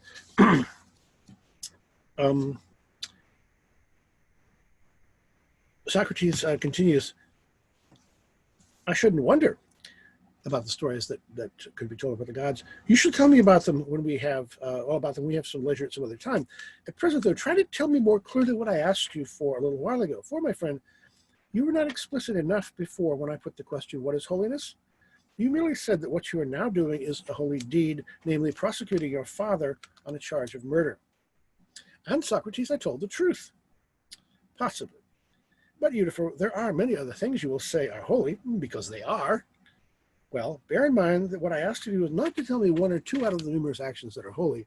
I wanted you to tell me what is the essential form of holiness, which makes all holy actions holy. I believe you held there's one ideal form by which unholy things are all unholy and by which all holy things are holy. Do you remember that? I do. Well then, show me what precisely this ideal is so that with my eye on it and using it as a standard, I can say that any action done by you or anybody else is holy if it resembles this ideal, or if it does not, can deny that it is holy. Well, Socrates, if that's what you want, I can certainly tell you it's precisely what I want. Well then, what is pleasing to the gods is holy, and what is not pleasing to them is unholy. Okay, so Euthyphro gives Socrates, first of all, an answer to his question, and Socrates says, no. I asked you for a definition, and you gave me an example. You said, the holy is doing what I'm doing. Oh, lots of things, lots of examples, but I want that essence. I want that essential thing. So Euthyphro has another crack at it. What is pleasing to the gods is holy. What is not pleasing to them is unholy. Okay. Perfect, Euthyphro. Now, you give me just the answer that I asked for. Meanwhile, whether it is right, I do not know, but obviously you will go on to prove your statement true. Indeed, I will. Come now, let us scrutinize what we're saying. What is pleasing to the gods and the man that pleases them are holy. What is hateful to the gods and the man they hate, unholy. But the holy and unholy are not the same. The holy is directly opposite to the holy, isn't it so? It is. And the matter clearly was well stated. I accept it, Socrates, that was stated. Was it not also stated, Euthyphro, that the gods revolt and differ with each other, and that hatreds come between them? That was stated. Hatred and wrath, my friend. What kind of disagreement will produce them? Look at the matter thus. If you and I were to differ about numbers on the question of which of two was the greater, would a disagreement about that make us angry at each other and make enemies of us? Should we not settle things by calculation and so come to an agreement quickly on any point like that? Yes, certainly. And similarly, if we differed on a question of greater length or less, we would take a measurement and quickly put an end to the dispute. Just that. And so, I fancy, we should have recourse to scales and settle any question about a heavier or lighter weight, of course. What sort of thing, then, is it about which we differ till, unable to arrive at a decision, we might get angry and be enemies to one another? Perhaps you have no answer ready, but listen to me. See if it is not the following. Right and wrong, the noble and the base, the good and the bad. Are not these the things about which we differ till, unable to arrive at a decision, we grow hostile when we do grow hostile to each other, you and I and everybody else? Yes, Socrates, that is where we differ on these subjects. What about the gods then, Euthyphro? If indeed they have dissensions, must it not be on these subjects? Quite necessarily. Accordingly, my dear Euthyphro, by your account, some gods take one thing to be right and others take another, and similarly with the honorable and base, the good and the bad. They would hardly be at variance with one another, with each other, if they did not differ on these questions, would they? You're right. And what each one of them thinks noble, good, and just is what he loves, and the opposite is what he hates? Yes, certainly. But it is the same thing, so you say, that some of them think right and others wrong. And through disputing about these, they are at variance and make war on one another. Isn't it so? It is. Accordingly, so it would seem, the same things would be hated by the gods and loved by them. The same things would displease them and please them. It would seem so. And so, according to this argument, the same things, Euthyphro, will be holy and unholy. That may be. In that case, admirable friend, you have not answered what I asked you. I did not ask you to tell me what at once is holy and unholy, but it seems that what is pleasing to the gods is also hateful to them. Thus, Euthyphro, it would not be strange at all if what you are now doing in punishing your father were pleasing to Zeus, but hateful to Cronus and Uranus, and welcome to Hephaestus, but odious to Hera, and if any other of the gods disagree about the matter, satisfactory to some of them and odious to others. But Socrates, my notion is that on this point, there is no difference of opinion among the gods. Not one of them but thinks that if a person kills another wrongfully, he ought to pay for it. Okay. Let's stop and look at the gods here for a minute. Does not mankind believe that Zeus is the most excellent and just among the gods? These same men admit that Zeus shackled his own father for swallowing his other sons unjustly, and that Cronus, just his father, had in turn yelled at his father, Uranus, for like reasons. This is the original dysfunctional family. Cronus was so afraid that his sons would take over from him that he devoured them to prevent that. Rhea, his wife, and also, by the way, his sister, hid their son Zeus. Zeus grew up to take revenge, kind of self-fulfilling prophecy. Let's have a look at a brief film clip here. Well, not brief, but a film clip, and we'll see just how complicated this family relations in this family were. This video on Greek mythology is brought to you by Captivating History. In the very beginning, cows ruled the universe. It was the great nothingness. Boring? Of course. Perhaps the sheer blandness of all that empty nothingness forced Gaia, goddess of Earth, to spring into existence. Mother Earth Gaia was so full of fertility that she gave birth to two other primordial gods without having to mate with anyone. Gaia's two sons were named Uranus, god of heaven, and Pontus, god of the ocean. Together with Uranus, Gaia gave birth to several monsters and titans.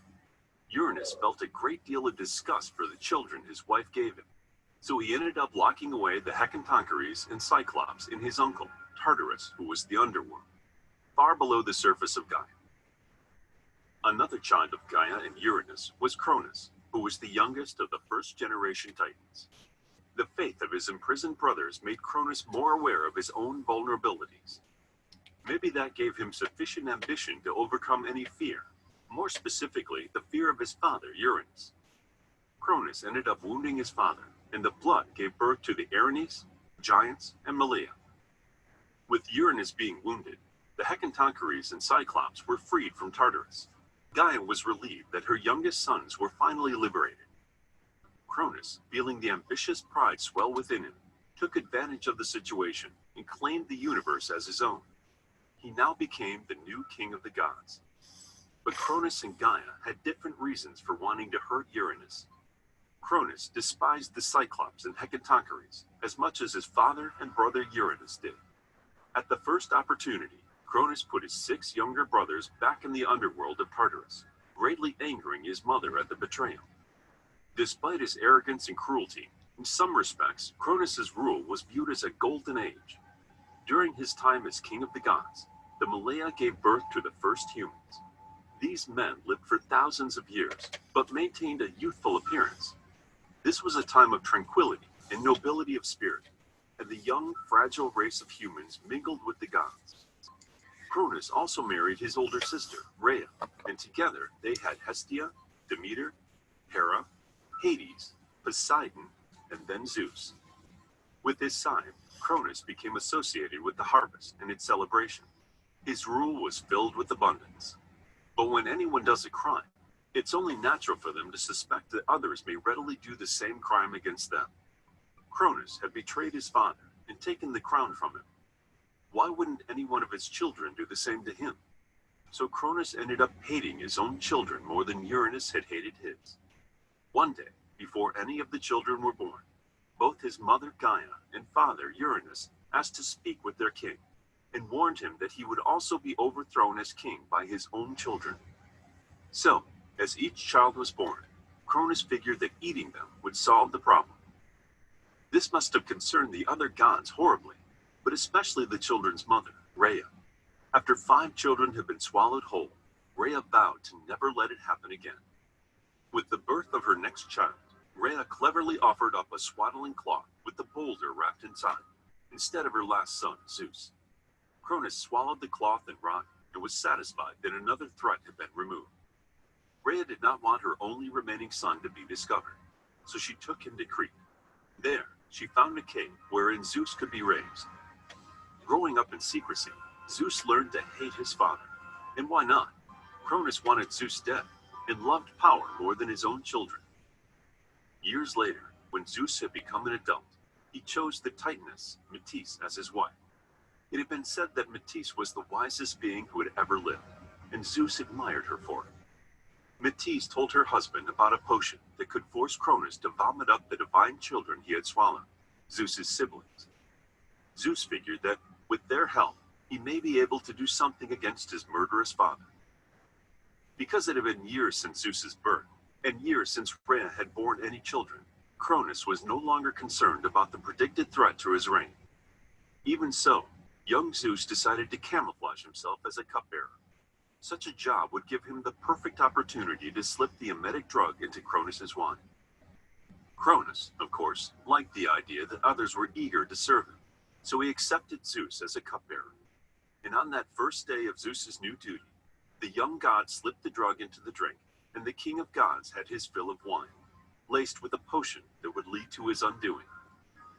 Suddenly, Cronus retched forward, clutching his belly. The vomiting had started. First, out came a huge stone wrapped in swaddling cloth. Next, it was a full-grown god, Zeus's slightly older brother Poseidon. Then came Hades, Hera, Demeter, and finally Hestia, in the reverse sequence in which they had been swallowed. As Cronus lay on the ground, moaning in his drunken, drugged stupor, Zeus and Metis escorted away each of the other gods as they came forth. Zeus and Metis certainly had something to celebrate, but this was not enough. Most of the other titans would likely come to Cronus's aid. After all, he was their king.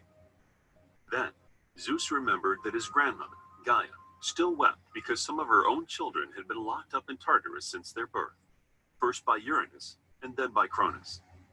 3 Hecatoncheires and 3 Cyclops would greatly improve his chances of beating his father. While Cronus was still befuddled by the drink he had been given, Zeus hurried down to the underworld of Tartarus.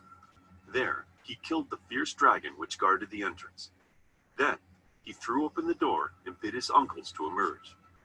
"Come forth, my uncles. You are now free." Together, they found a safe place to live on Mount Olympus while they plotted against Cronus. The Cyclops were so thankful for having been set free, they fashioned gifts for the gods who helped them. For Zeus, they created a lightning bolt that the young god could throw at his enemies. For Hades, they created a helmet of invisibility, which allowed the god to come and go unseen. For Poseidon, they fashioned a massive trident. Each of these weapons would be put to good use in the 10-year war between the Titans and the Olympian gods.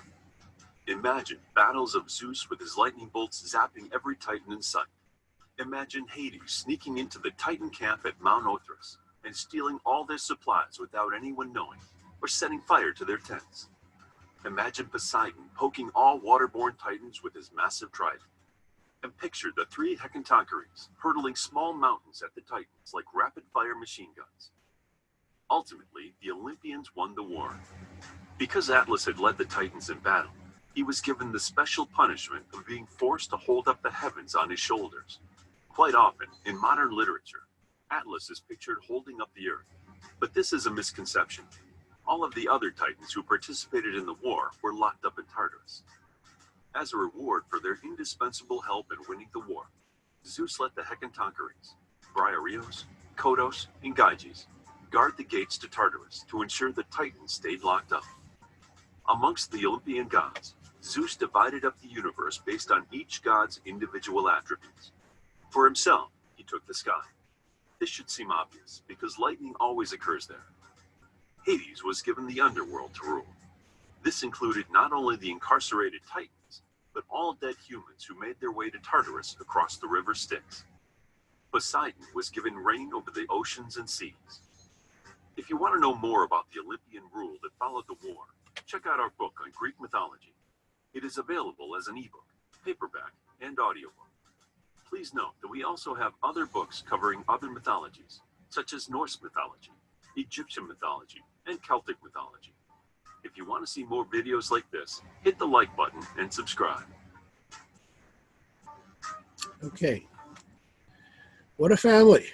You think it was the Simpsons? No, these guys were the original dysfunctional family. Thus, Euthyphro, it would not be strange to Socrates at all if what you are now doing in punishing your father were pleasing to Zeus but hateful to Cronus and Uranus, welcome to Hephaestus but odious to Hera. So prosecuting his father displeases some of the gods, displeases some of the others. Now, if the essence of the holy is supposed to be what is pleasing to the gods and unholiness what's displeasing, what happens when one and the same act turn out to be both pleasing and displeasing? So this is not something that does differentiate holiness from unholiness. It therefore cannot be the essence that we seek.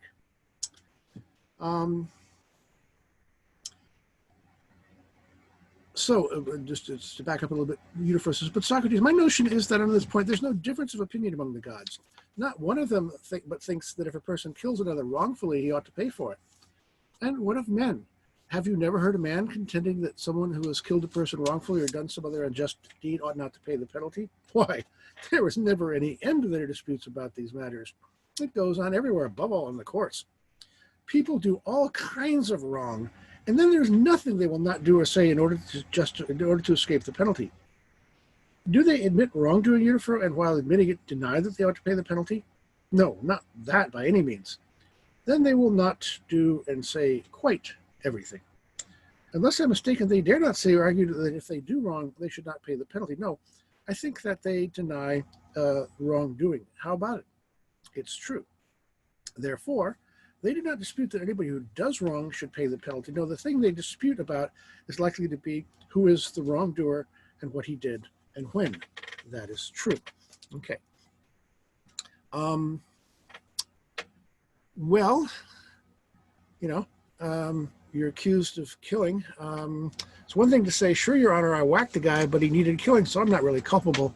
Or, yeah, I killed him, but it was him or me, so it was self-defense, and it was legitimate.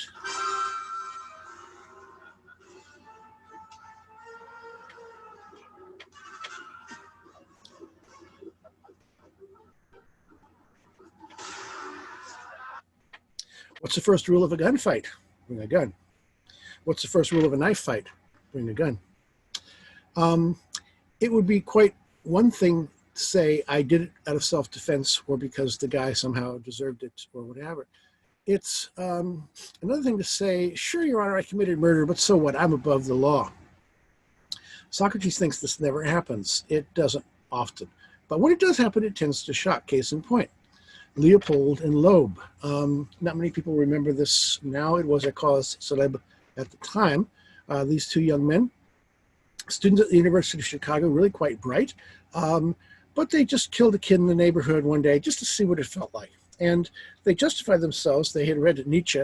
Nietzsche talks about the Übermensch, the Superman, who is, to whom the law doesn't apply. And they said, yeah, we're like that. We're like Nietzsche and Superman. We are exempt from laws. My shit don't stink. But apart from that, that's kind of rare. The typical strategy for excuse, this is what Socrates is trying to say to Euthyphro, when somebody's accused of wrongdoing, you say, yeah, well, I did the dirty deed, but, it's not to say I did the dirty deed, my shit don't stink, I'm above the law. It's that they who accuse me have framed the question in the wrong way. But if you frame it rightly, I haven't done wrong. So there are some people today who say that abortion is murder. And in response to that, one might say, no, not guilty. Murder would be wrong, but killing isn't the same thing as murder. Murder is the unjustifiable killing of a person under law. A fetus is not yet a person and therefore a bearer of rights, so it is not entitled to legal human rights. That is the current law, although there's a contentious movement which is trying to change that. Robin Hood, you rob from the rich and give to the poor, you're a thief, not guilty. Now, robbery would be wrong, but I'm not doing robbery. I'm taking from the rich and redistributing to the poor because it was stolen from them in the first place, and I answer to a higher law than the sheriff of Nottingham. So, one can adopt either of these strategies. If Socrates thinks that the first one is not possible, it certainly is at least rare if it occurs. Therefore, says Socrates, they do not dispute that anybody who does wrong should pay the penalty. No, the thing they dispute about is likely who is the wrongdoer and what he did and when. That is true, says Euthyphro. Well then, isn't that precisely what goes on among the gods? If they really do have quarrels about right and wrong, as you say they do, one set will hold that some others do wrong and the other set deny it. For that other thing, my friend, I take it that no one, whether God or man, will dare to say that the wrongdoer should not pay the penalty. Yes, Socrates, what you say is true in the main. It is the individual act, I fancy, Euthyphro, that the disputants dispute about, both men and gods, if gods ever do dispute. They differ on a certain act. Some hold that it was rightly done, the others that it was wrong. Isn't that so? Yes, certainly. Then come, dear Euthyphro, teach me as well and let me grow more wise. What proof have you that all the gods think that your servant died unjustly, your hireling, who, when he had killed a man, was shackled by the master of the victim and perished, dying because of the shackles before the man who shackled him could learn from the seers what ought to be done with him? What proof have you that for a man like him it is right for a son to prosecute his father and indict him on a charge of murder? Come on, try to make it clear to me beyond all doubt that under these conditions, the gods must all consider this action to be right. If you could, if you can adequately prove it to me, I will never cease from praising you for your wisdom. But, Socrates, that very likely would be no small task, although I could indeed make it very clear to you. I understand. You think I am duller than the judges. Obviously, you will demonstrate to them that what your father did was wrong, and that the gods all hate such deeds. I shall prove it absolutely, Socrates, if they will listen to me. Well, they are sure to listen if they think that you speak well. But while you were talking, a notion came into my head, and I asked myself, suppose that Euthyphro proved to me quite clearly that all the gods consider such a death unjust. Would I have come one whit the nearer for him to knowing what the holy is and what is the unholy? The act in question seemingly might be displeasing to the gods, but then we have just seen that you cannot define the holy and unholy in that way. For we have seen that a given thing may be displeasing and also pleasing to gods. So on this point, Euthyphro, I will let you off. If you like, the gods shall all consider the act unjust, and they all shall hate it. But suppose that we now correct our definition and say what the gods all hate is unholy, and what they love is holy, whereas what some of them love and others hate is either both or neither. Are you willing now that we define the holy and the unholy in this way? What is there to prevent us, Socrates? Nothing to prevent me, Euthyphro. As for you, see whether when you take this definition, you can quite readily instruct me as you promised. Okay, so Euthyphro's third attempt with an assist. First attempt was to say, well, the holy is doing what I'm doing. No, Euthyphro, that's not a definition, that's an example. Okay, the holy is what the gods love, the unholy is what they hate. But, the holy and the unholy have to be different things, and some things the gods hate that other gods love, so that can't work. Okay, so Socrates, suppose we forget about the gray areas and we just take the black and white. If there's something that all the gods love, they will say that's holy, and there's something that they all hate, will say that's unholy, and we'll say there may be some gray areas. And Euthyphro says, oh, of course, yes, sir, so that's great. I'll go with that. Yes, says Euthyphro, I would indeed affirm that holiness is what the gods all love, and its opposite is what the gods all hate, unholiness. Are we to examine this position also, Euthyphro, to see if it is sound, or shall we let it through and thus accept our own and other statements and agree to an assertion simply when somebody says that a thing is so? Must we not look into what the speaker says? We must. And yet, for my part, I regard the present statement as correct. We shall soon know better about that, my friend. Now think of this. Is what is holy holy because the gods approve it, or do they approve it because it is holy? I do not get your meaning. Well, I will try to make it clear. We speak of what is carried in the carrier, do we not, of the lead and leader, of the seen and that which sees? And you understand that in all such cases, things are different in how they differ? Yes, I think I understand. In the same way, what is loved is one thing, what loves is another? Of course. Now tell me, is what is carried because something carries it, or is it for some other reason? No, but for that reason. And what is led because something leads it, and what is seen because something sees it? Yes, certainly. Then it is not because a thing is seen that something sees it, but just the opposite. Because something sees it, therefore it is seen. Nor because it is led that something leads it, but because something leads it, therefore it is led. Nor because it is carried that something carries it, but because something carries it, therefore it is carried. Do you see what I wish to say, Euthyphro? It is this. Whenever an effect occurs or something is affected, it is not the thing affected that gives rise to the effect. No, there is a cause, and then comes this effect. Nor is it because the thing is acted on that there is this effect. No, there is a cause for what it undergoes, and then comes this effect. Don't you agree? I do. Well then, when a thing is loved, is it not in the process of becoming something or of undergoing something by some other thing? Yes, certainly.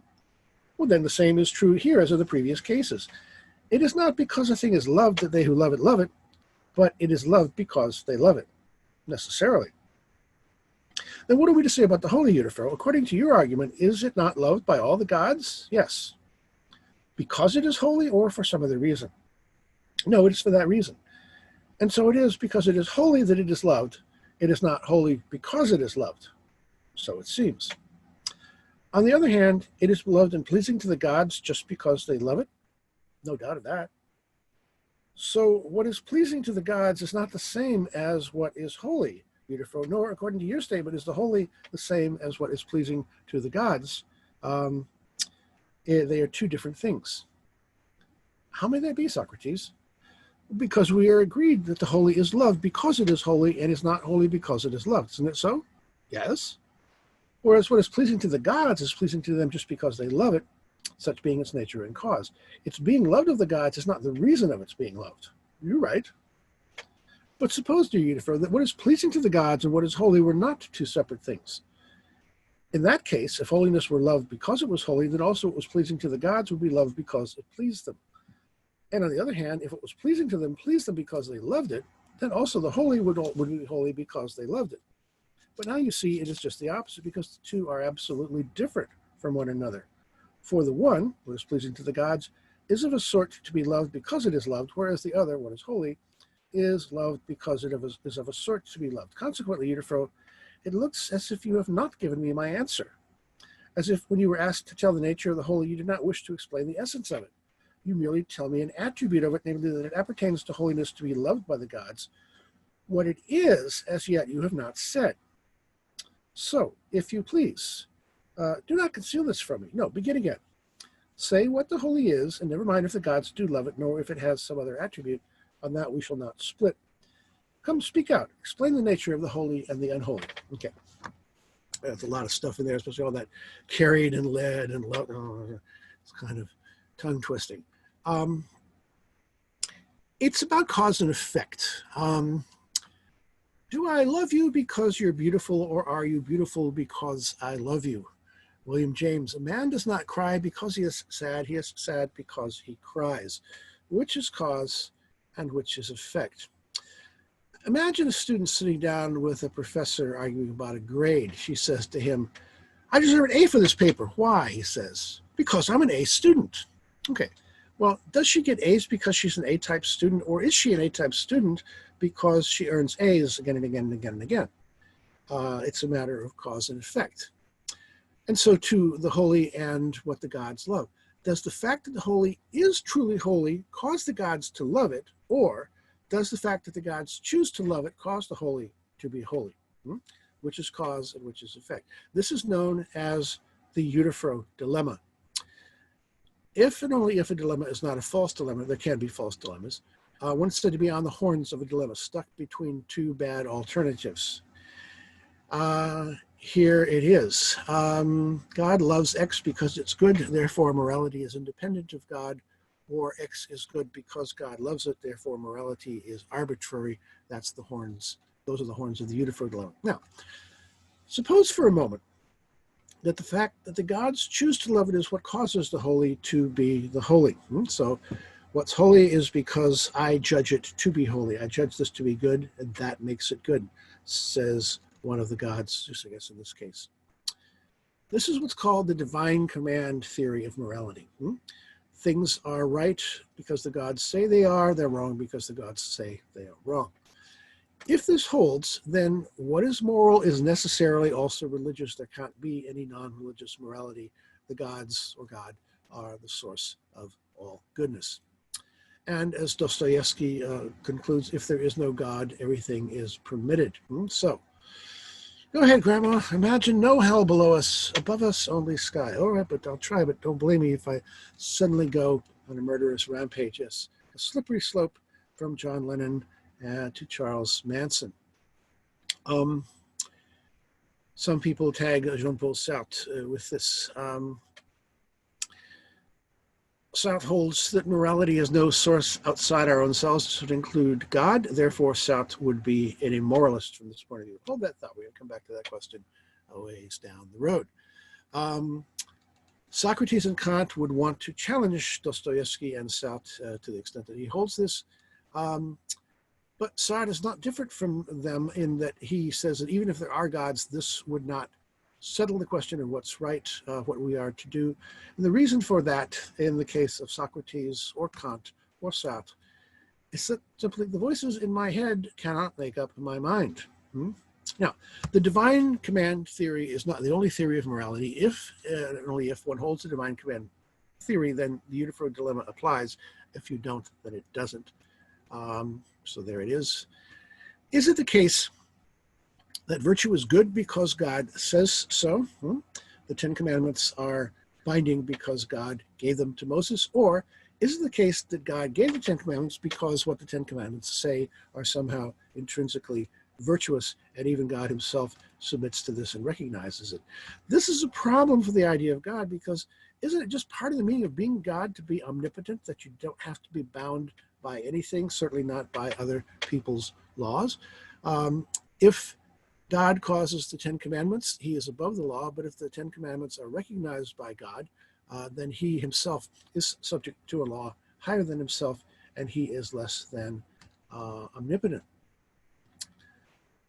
Does the idea of good mean anything other than God loves it?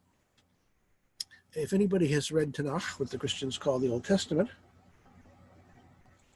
they may recall the story of Abraham and Isaac. What's that story all about? Well, Abraham is a rich man, kind of like Tevye. He has ducks and geese, and at least got herds. He's got several wives, but his principal wife, Sarah, is very old, and she has yet to bear him a child, not even a son, especially a son. That would be the great thing to have to perpetuate your line. But one day, Abraham's God comes to him and says, Abraham, your wife Sarah is going to get pregnant, and she's going to bear you a son. So Abraham's all excited. He goes back to Sarah. He tells her, and they're both really old, and she laughs. 9 months later, she gives birth to a son. They call him Yitzhak, Isaac, from the Hebrew word which means I laughed. And the similar story is told in Islam. It's the Ishmael, not Isaac, the ancestor of the prophet, who is the child in question. Abraham had several wives. And the book of Genesis then goes on to tell us this. And it came to pass after these things that God did tempt Abraham and said unto him, Abraham. And he said, Behold, here I am. And he said, Take now thy son, thine only son Isaac, whom thou lovest, and get thee unto the land of Moriah, and offer him there for a burnt offering upon one of the mountains which I will tell thee of. Well, what does Abraham do? It's God who has told him to do this. So he goes up to the mountain, takes his son, and they've done this before. They go up to the mountain because if your God lives in the sky, going up to a mountain is the closest you can get to the sky. So when you offer your burnt offering, then God can smell it better and be pleased. Isaac's been there before, but he says, Dad, are we supposed to have an animal? Don't worry. God will provide. Don't worry. Gets him up there, trusses up his son, puts him on the altar, gets his knife out. He's about to slit his son's throat. And then what happens? The angel comes down and says, oh, just kidding, just testing you. So Abraham doesn't have to sacrifice his son, and they see a ram caught in a thicket, and they go get the ram and sacrifice the ram instead, and everybody's pleased. Now, is the thing that Abraham is commanded to do a good thing? According to the divine command theory of morality, the answer has to be yes. It's good by definition, because what's good is what God says. If God says sacrifice your son, that's a good thing. But he's going to sacrifice, he's going to kill his own son. One of the arguments of the divine command theory is to say, how dare you, puny humans, judge the almighty creator of the universe? You are sinful, sin blinds, your intellect. It's prideful for you to say this is wrong by the puny standards of human morality. Ordinarily, we wouldn't go around killing our children, right? But this is a different matter. John Calvin, for example, would make, among others, many others, would make this argument. How dare we judge God by our puny human ideas? God's the creator. He made us all. So he can do with us what he wants. We are his property. He can dispose of us in any way whatsoever. And we have nothing to say about it. Calvin is famous for what's known as the double decree view of predestination. That is, there are plenty of religious believers who are willing to say, yeah, God's sending us all to heaven. He wants us all to go to heaven. Calvin says, no. God has foreordained before we ever created the world that there are certain people who are going to go to divine reward in heaven and certain people who are going to go to divine punishment in hell. And this is completely inscrutable. This is solely at the whim of God. And even people that you and I might regard as good may end up in hell, and people we regard as bad may end up in heaven. But that just shows us the limitations of our puny human morality. Real morality is what God says. Okay. So Abraham hears a voice and he obeys that voice. Now, I know the sky is not politically correct, but we don't worship at that chapel. So imagine that you are Noah, as voiced by Bill Cosby, and you hear a voice from the sky. Rupa, Rupa, He's a carpenter. Rupa, Rupa. Noah. Somebody call? Rupa, Rupa, Rupa. Noah. Who is that? It's the Lord, Noah.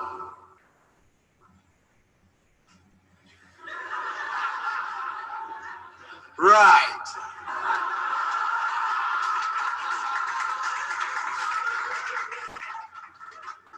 Where are you? What do you want? I've been good.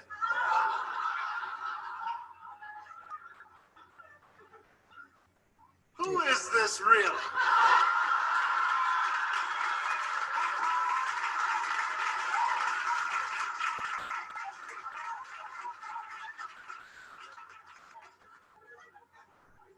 What's going on?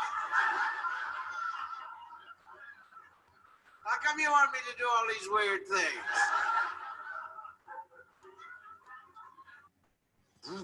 Yes, so it may be the devil, it may be the Lord. You hear a voice. How do you know whose voice it is? If an angel appears to me, what is the proof that it's an angel? Says Jean-Paul Sartre. Or if I hear voices, who can prove that they proceed from heaven and not from hell, or from my own subconsciousness or some pathological condition? Who can prove that they're really addressed to me?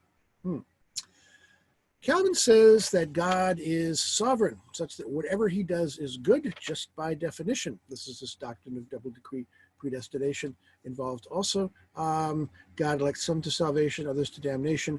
It's completely up to the whim of God, and there is no law higher than God which we can apply, and there's no reason why we puny, sinful humans should question the goodness of whatever God says is good, no matter how obnoxious or bizarre or unlikable we may find it to be. Michael Bloomberg, I'm telling you that if there's a God, when I get to heaven, I'm heading straight in. I have earned my place in heaven. I guess because I spent so much money in good causes or whatever. No, Calvin would say, prayer's not going to get you in. Good works are not going to get you in. Nothing that you do, nothing that anybody does can get you in. It's all been set in stone before the universe was ever created. So, Mother Teresa, yeah, and even Bloomberg might go to hell, and Hitler might go to heaven. Now, we would say that's unfair. Well, just, fair, good. These terms are all dependent upon what God wills and not upon anything else. Nothing constrains God's will except God and his will. That's no fair. Yes. Amen, says Calvin.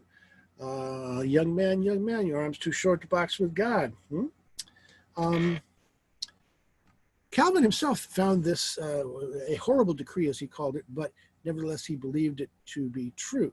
How dare you judge God in light of your puny, sinful, mere human morality? God is sovereign. He has power and right on his side, period. Max Weber commented on the logic of this. For the damned to complain of their lot would be much the same as for animals to bemoan the fact that they were not born as men. Nothing says that you had to be born as a man or as an animal. It's up to God. He created us all. So Calvin thinks that we don't judge God, but even Calvin has to judge when it's God and when it's Satan. Oh, even the Holy Word of the Gospel, says Kant, must first be compared with our idea of moral perfection before we can recognize him to be such. The voices in my head cannot make up my mind. Claiming, as Calvin does, that God is sovereign, omnipotent, doesn't settle the issue of whether omnipotence implies benevolence, as Hume told us some time ago. And what if a number of equally omnipotent and omniscient gods offered competing moral codes? So we have God A, God B, God C, God D, God E, and they differ in various respects. God A loves homosexuals, he's humble, he doesn't care much about meat eating one way or another, thinks that men are superior to women and abortion is not okay. God E, on the other hand, hates homosexuals, he's jealous, eating meat is immoral, men and women are equal though, and abortion is okay. What if instead of the standard packages, we had these sorts of packages? So God A is pro-gay and anti-abortion, and God E is anti-gay and pro-abortion. How would anyone sort that out? It's as Kant says, even the Holy One of the Gospel must first be compared with our ideal of moral perfection before we can recognize him to be such. So Calvin's, counter argument, well, we're puny humans, well, we do it all the time. Even Calvin himself does it. Back to Abraham and Isaac. Okay, what Abraham's God asked him to do is just wickedness by any human standard. In 1925 in Tennessee, a farmer heard a voice from the sky telling him to kill his 2 sons, which he did. St. Paul says in the New Testament that Abraham believed God and it was counted unto him as righteousness. That's why not only Christianity, but also Islam and also Judaism, 3 major world religions, regard Abraham as an exemplary figure because he did what God told him to do. The state of Tennessee, though, did not account it unto righteousness for this farmer when he did exactly the same thing. It put him in prison for the rest of his life. What's the difference between the 2 cases? Abraham believed in the Lord, and he counted it unto him for righteousness. Actually, St. Paul is just quoting the book of Genesis there. Well, it is not good to kill your child. It is very wicked. Isn't this about the worst thing that you can think? And yet 3 major religions say, no, Abraham gets a pass. Can even God all of a sudden make child murder good and right just because he says so in one individual case or another? Compare the story of Isaac with the story of King Agamemnon. He's about to launch the fleet against Troy. He offends Artemis, and she says, okay, I control the winds. If you don't sacrifice your daughter Iphigenia to me on the altar, then I will not give you the winds. The war can't start. So at Aulis, King Agamemnon sacrifices his daughter Iphigenia. If you know about Orestes and the Orestian trilogy, it doesn't bode well when he comes back from the wars. If it is hateful to humans but the gods love it, does this change child slaughter into something morally right and not morally wrong? Or if one and the same thing, child slaughter, for example, is both holy and unholy at the same time, do we really have the slightest idea what we mean when we use words like holy and unholy? You could read the cartoon for yourself, Jesus and Mo. The conceit is that Jesus and Mo share a flat in contemporary Britain, and they go to the same pub. The barkeep, a woman, is a non-believer, and they both try to explain religion to her. It's kind of funny, but you can see for yourself. Perhaps the problem here, though, isn't primarily about religion and the gods. It's about language use, okay? Suppose this. Suppose your prof assigns you to write a term paper. You want to write a good term paper. Okay, how do you do that? Do you think about what's she going to like and, how am I going to please her? Some people would define good in that way. This is parallel to Euthyphro's strategy in defining holiness as whatever is pleasing to the gods. But the thing is, that's not what good means. This is Socrates' objection to Euthyphro. If a term paper is good, it's good because it meets certain standards. It stays on topic, it reasons cogently, well organized, blah, blah, blah, all that kind of stuff. It would win a Pulitzer Prize, perhaps. And isn't the point of learning to write a good term paper not merely to pass this course or that course, but to adopt and internalize the standards of goodness which are going to make you a better writer now and in future? That's not the same thing as pleasing Professor X this semester. Now, of course, if Professor X is really good at being a professor, she's not going to expect that. I wish I could say all professors aren't that way, but I'm not sure I can. But goodness is something that has to pre-exist in order to be followed. The point of calling a piece of writing good is that it really is good. It really would win that Pulitzer Prize, not that it just happens to please so-and-so, which is not to say that it won't also please the judges on the Pulitzer Prize committee, but if it does, it will presumably because it exhibits the qualities that a good piece of writing should.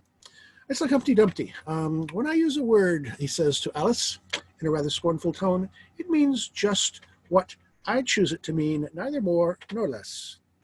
So if holy or good or righteous means whatever God commands, even if that's wicked, whatever amuses the higher up, then we've lost control over our language.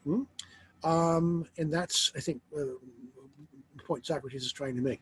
Does righteousness mean Abraham obeying God's command to slaughter his son, or does righteousness mean refraining from human sacrifice or child slaughter? Because they're not the same thing.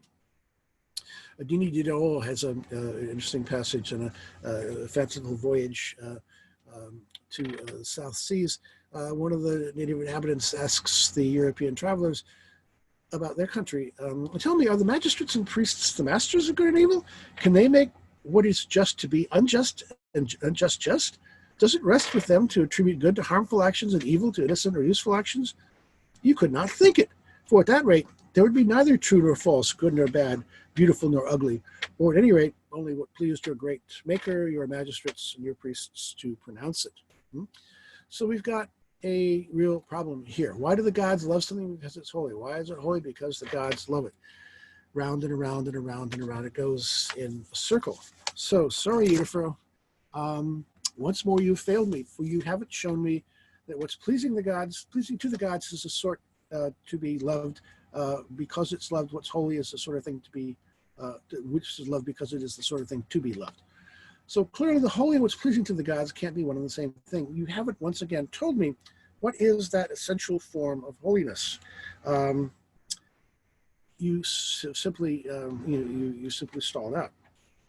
And Euthyphro continues, now Socrates, I simply don't know how to tell you what I think. Somehow everything that we put forward keeps moving about us in a circle, and nothing will stay where we put it. Your statements, Daedalus, sorry, getting a little ahead. Your statements, Euthyphro, look like the work of Daedalus, founder of my line. Daedalus is one of these eponymous ancestors. Excuse me. If I had made them, and they were my positions, no doubt you would poke fun at me and say that being in his line, the figures I constructed in words run off, as did his statues, and will not stay where they are put. Daedalus, just to explain, was the master craftsman of mythology. Pasiphae, the daughter of Helios the sun, was the wife of King Minos, king of Crete, who was the son of Zeus, and she liked bulls. She really liked bulls. She had Daedalus build her a wooden cow so she could get in there naked and present her backside to the bull and mate with him. Their offspring was a monster called the Minotaur. Here's your dysfunctional family once again. So Minos then ordered Daedalus to build something else, a labyrinth, a maze to confine the monster child, the Minotaur, and if you know the story, Theseus comes along and kills him. Well, Daedalus gets pretty tired of Crete after a while, so he decides to escape. He, being a craftsman, he builds something. He builds wings of wax and a set for his son Icarus also, and as they're about to fly off Crete, he says to his son, don't fly too close to the sun because the heat of the sun is going to melt the wax. And what does the dumb boy do? Of course, he flies up and up and up. The wax melts and he plunges into the sea and drowns. You know how the Greeks are so fond of their boys, name me 3 things the Greeks gave. Yeah, okay, well, the Greek Air Force Academy is called the School of Icarus because he was the first guy to fly. Not sure I want to learn how to fly at a school named after Icarus. Daedalus also built statues. He fell in love with one of his statues, and Aphrodite the goddess made her come alive. If you know the play Pygmalion or My Fair Lady, the musical based on that, that's what that's all about. So there's Daedalus. Daedalus builds statues, among other things, that go around. Euthyphro says, but Socrates, it seems to me that the jest is quite to the point. This tendency in our statements to go in a circle and not to stay in one place, it is not I who put it there. To my mind, it is you who are the Daedalus. So far as I'm concerned, they would have held their place. If so, my friend, I must be more expert in his art than he, in that he merely made his own works capable of moving, whereas I give this power not merely to my own, but seemingly to the works of other men as well.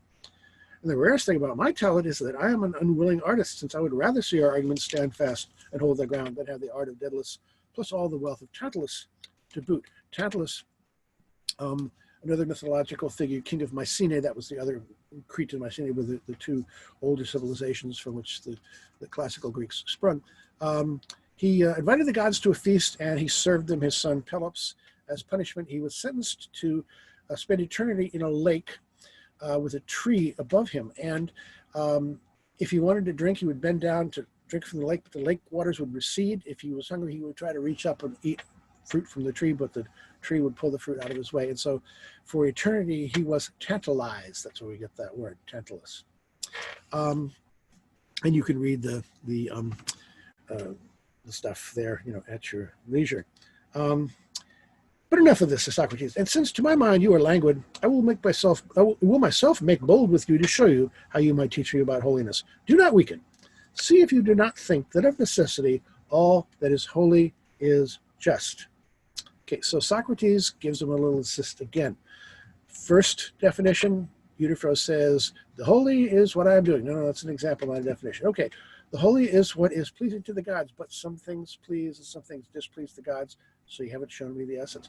Okay, what if we say the holy is what pleases all the gods, and the unholy is what doesn't? Oh, yeah, says Euthyphro, we can do that. But see, there's a problem with that too.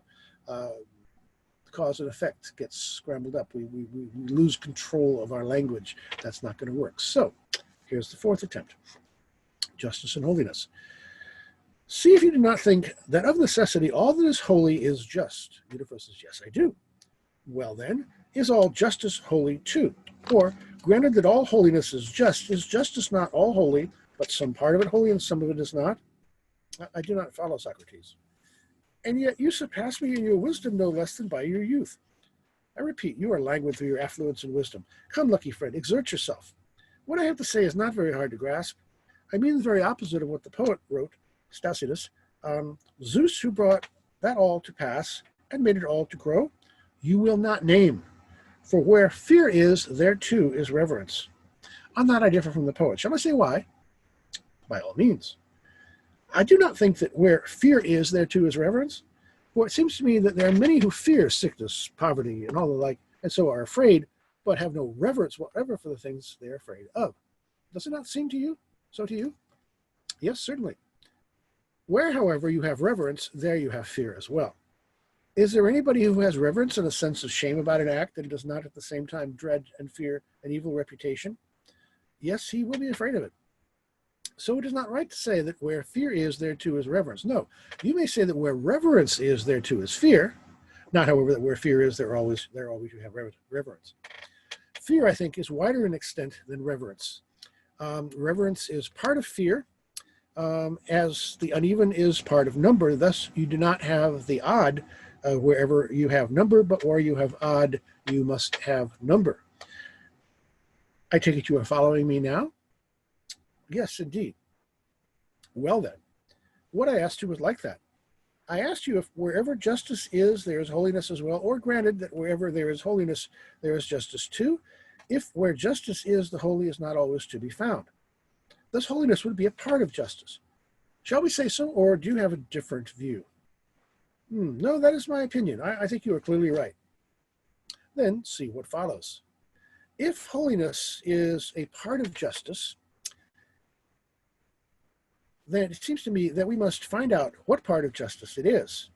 Suppose, for instance, in our case now, you would ask me what part of number is the even and what the even number is. I would have said it's the one that corresponds to the isosceles and not to the scalene. He's referring to triangles here, as you see at the bottom.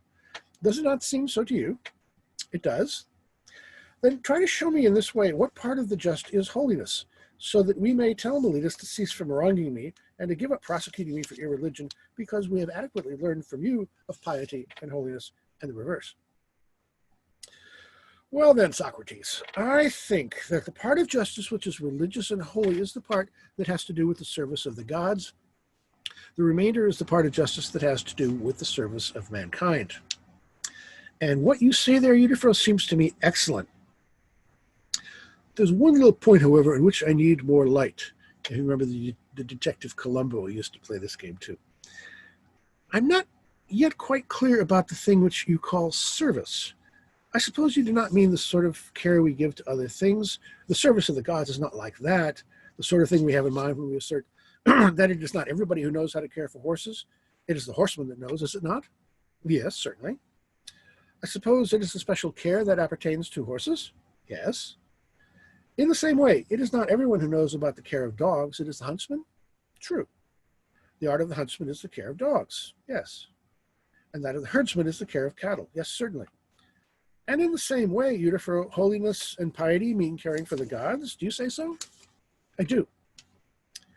So the aim of all this care and service is the same? I mean it thus. The care is given for the good and welfare of the object that is served. You see, for instance, how the horses that are cared for by the horseman's art are benefited and made better. Don't you think so? Yes, I do. And so no doubt the dogs by the art of the huntsman and the cattle by that of the herdsman, and like manner all the rest. Unless, perhaps, you think that the care may tend to injure the object that is cared for? Oh, by heaven, not I. The care aims at its benefit. Most certainly. Then holiness, which is the service of the gods, must likewise aim to benefit the gods and make them better. Are you prepared to say that when you do a holy thing, you make some deity better? By heaven, not I. Nor do I fancy, Euthyphro, that you mean it so. Far from it. No, it was on this account that I asked you what you meant by the service of the gods, supposing that, in fact, you did not mean this sort of care. And Socrates, you are right. I do not mean it so. Good. And now, what kind of service of the gods will holiness be? Socrates, it is the kind that slaves give to their masters. I understand. It seems to be a kind of waiting on the gods. Just that. See if you can tell me this. The art which serves physicians, what results does it serve to produce? Don't you think that it is health? I do. Further, what about the art that serves the shipwrights? What result does it produce? Obviously, Socrates, the making of a ship. And that which serves the builders serves the building of a house? Yes. Now tell me, best of friends, about the service of the gods. What result will this art serve to produce? You obviously know, since you profess to be the best informed of mankind on all things divine. Yes, Socrates, I say so, and I tell the truth. Then tell me, I adjure you, what is the supreme result which the gods produce when they employ our services?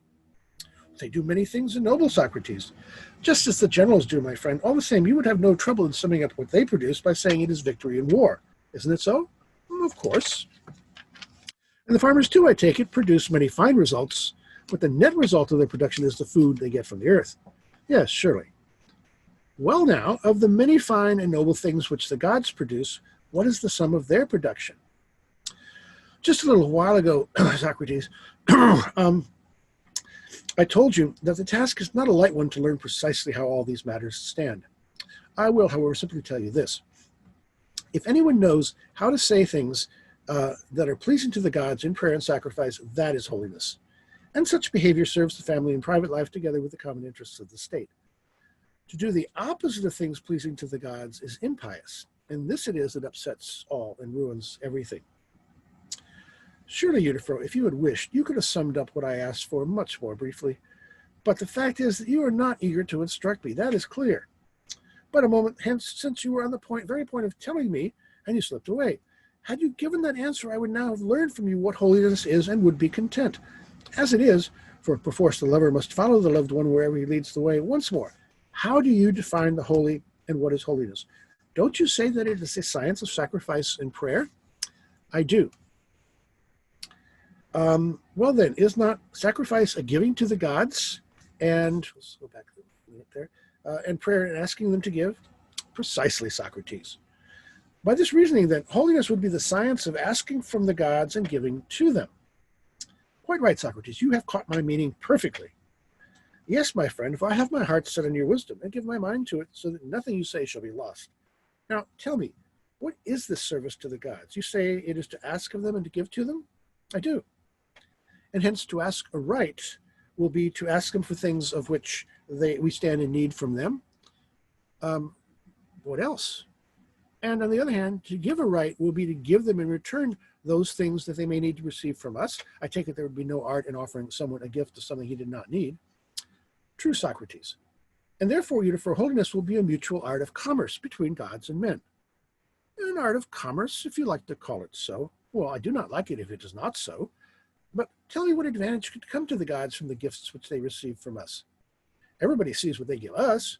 No good that we possess, but is given by them. What advantage can they gain by what they get from us? Have we so much the better of them in this commerce that we get all good things from them and they get nothing from us? What? Socrates, do you suppose that the gods gain anything by what they get from us? If not, then what would be the meaning, Euthyphro, of these gifts to the gods from us? What do you think they ought to mean but worship, honor, and as I just now said, goodwill? So, Euthyphro, the holy is what pleases them and not what is useful to them, nor yet what the gods love. I believe that what gives them pleasure is precisely what they love. And so what's more, apparently, the holy is that which the gods love, most certainly. After that, will you be amazed to find your statements walking off and not staying where you put them? And will you accuse me as the Daedalus who makes them move when you yourself are far more expert than Daedalus and make them go around in a circle? Don't you see that our argument has come full circle to the point where it began? Surely you have not forgotten how and what was said before. We found that holiness and what is pleasing to the gods were not the same, but different from each other. Do you not remember? I do. And are you not aware that what you say, now that you say what the gods love is holy, but is not what the gods love just the same as what is pleasing to the gods? Yes, certainly. Well, either we were wrong in our recent conclusion, or if that was right, our position now is wrong. So it seems, yeah. So what do the gods get from us? What's the point of giving somebody a gift if they don't want it or need it? There was a commercial some years back. Congratulations, you've just won a weekend with 70s rock star Edgar Winter. Second prize, 2 weekends. Could I just get another bouncy castle instead? Yeah. What do the gods need from us? So Euthyphro has certainly not done what he's promised to do, what he set out to do.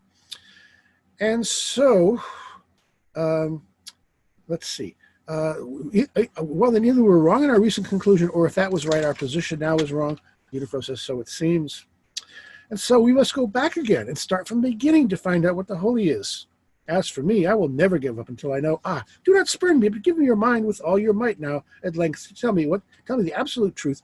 For if anybody knows of all mankind, it is you. And one must not let go of you, you Proteus, until you kill. Until you tell, sorry. Proteus was the shape-shifting god who could wriggle out and get away easily. So Euthyphro has reformulated a number of times. The holy is what I'm doing. No, that doesn't work. It's a definition, it's an example, not a definition. The holy is whatever the gods happen to love. That doesn't work. The holy is whatever all the gods agree to love. That doesn't work. The holy is a part of justice, but no, that doesn't work either. If you do not know precisely what is holy and unholy, says Socrates, it is unthinkable that for a simple hireling you would ever have moved to prosecute your aged sire on a charge of murder. No, you would have feared to risk the wrath of the gods on the chance that you were not doing right, and would have been afraid of the talk of men. But now I am sure that you think you know exactly what is holy and what is not. So tell me, peerless Euthyphro, and do not hide from me what you judge it to be. Another time, Socrates, for I'm in a hurry and must be off this minute. What are you doing, my friend? Will you leave and dash me down from the mighty expectation I had of learning from you what is holy and what is not, and so escaping from Meletus' indictment? I counted upon showing him that now I had gained wisdom about things divine from Euthyphro, and no longer out of ignorance made rash assertions and forged innovations with regard to them, but would lead a better future. Okay, well, poor Euthyphro. He doesn't fare very well at the hands of Socrates, does he? And so we come to the end of this dialogue. Socrates says, we got to start all over again. Euthyphro says, no, let's go. We come to a situation known as aporia, which is Greek for lack of closure. And this is typical of the dialogues of Socrates. The elenchus, the Socratic method, begins by posing a general definition, then criticizing the definition. In the end, they don't tend to end up with a clear answer. Both Socrates and his sparring partner are left in the dark. They may have found some errors along the way. They may not have gotten nothing, but they haven't gotten the definitive answer. Lots of questions are aporetic. Freud asked toward the end of his life, what do women want? He never found an answer to that. John Charity, the poet, has an interesting comment. A good question, he says, is never to be answered. It's not a bolt to be tightened into place, but a seed to be planted and to bear more seed toward the hope of greening the landscape of ideas. Mark Lilla, one of the guilty pleasures of reading Plato comes from recognizing human types who claim to want truth when all they're really after is comfort or recognition or domination or revenge or support for their moral and political prejudices. And the discomfort in reading about them is that you occasionally run into yourself. Or as Colonel Jessup said, You can't handle the truth. yes, be careful what you ask, because maybe you can't handle it. Okay, that brings us to the end of the Euthyphro dialogue. So congratulations, you finished one dialogue by Plato. We're going to go on next to the dialogue known as Meno. So good day and see you next time.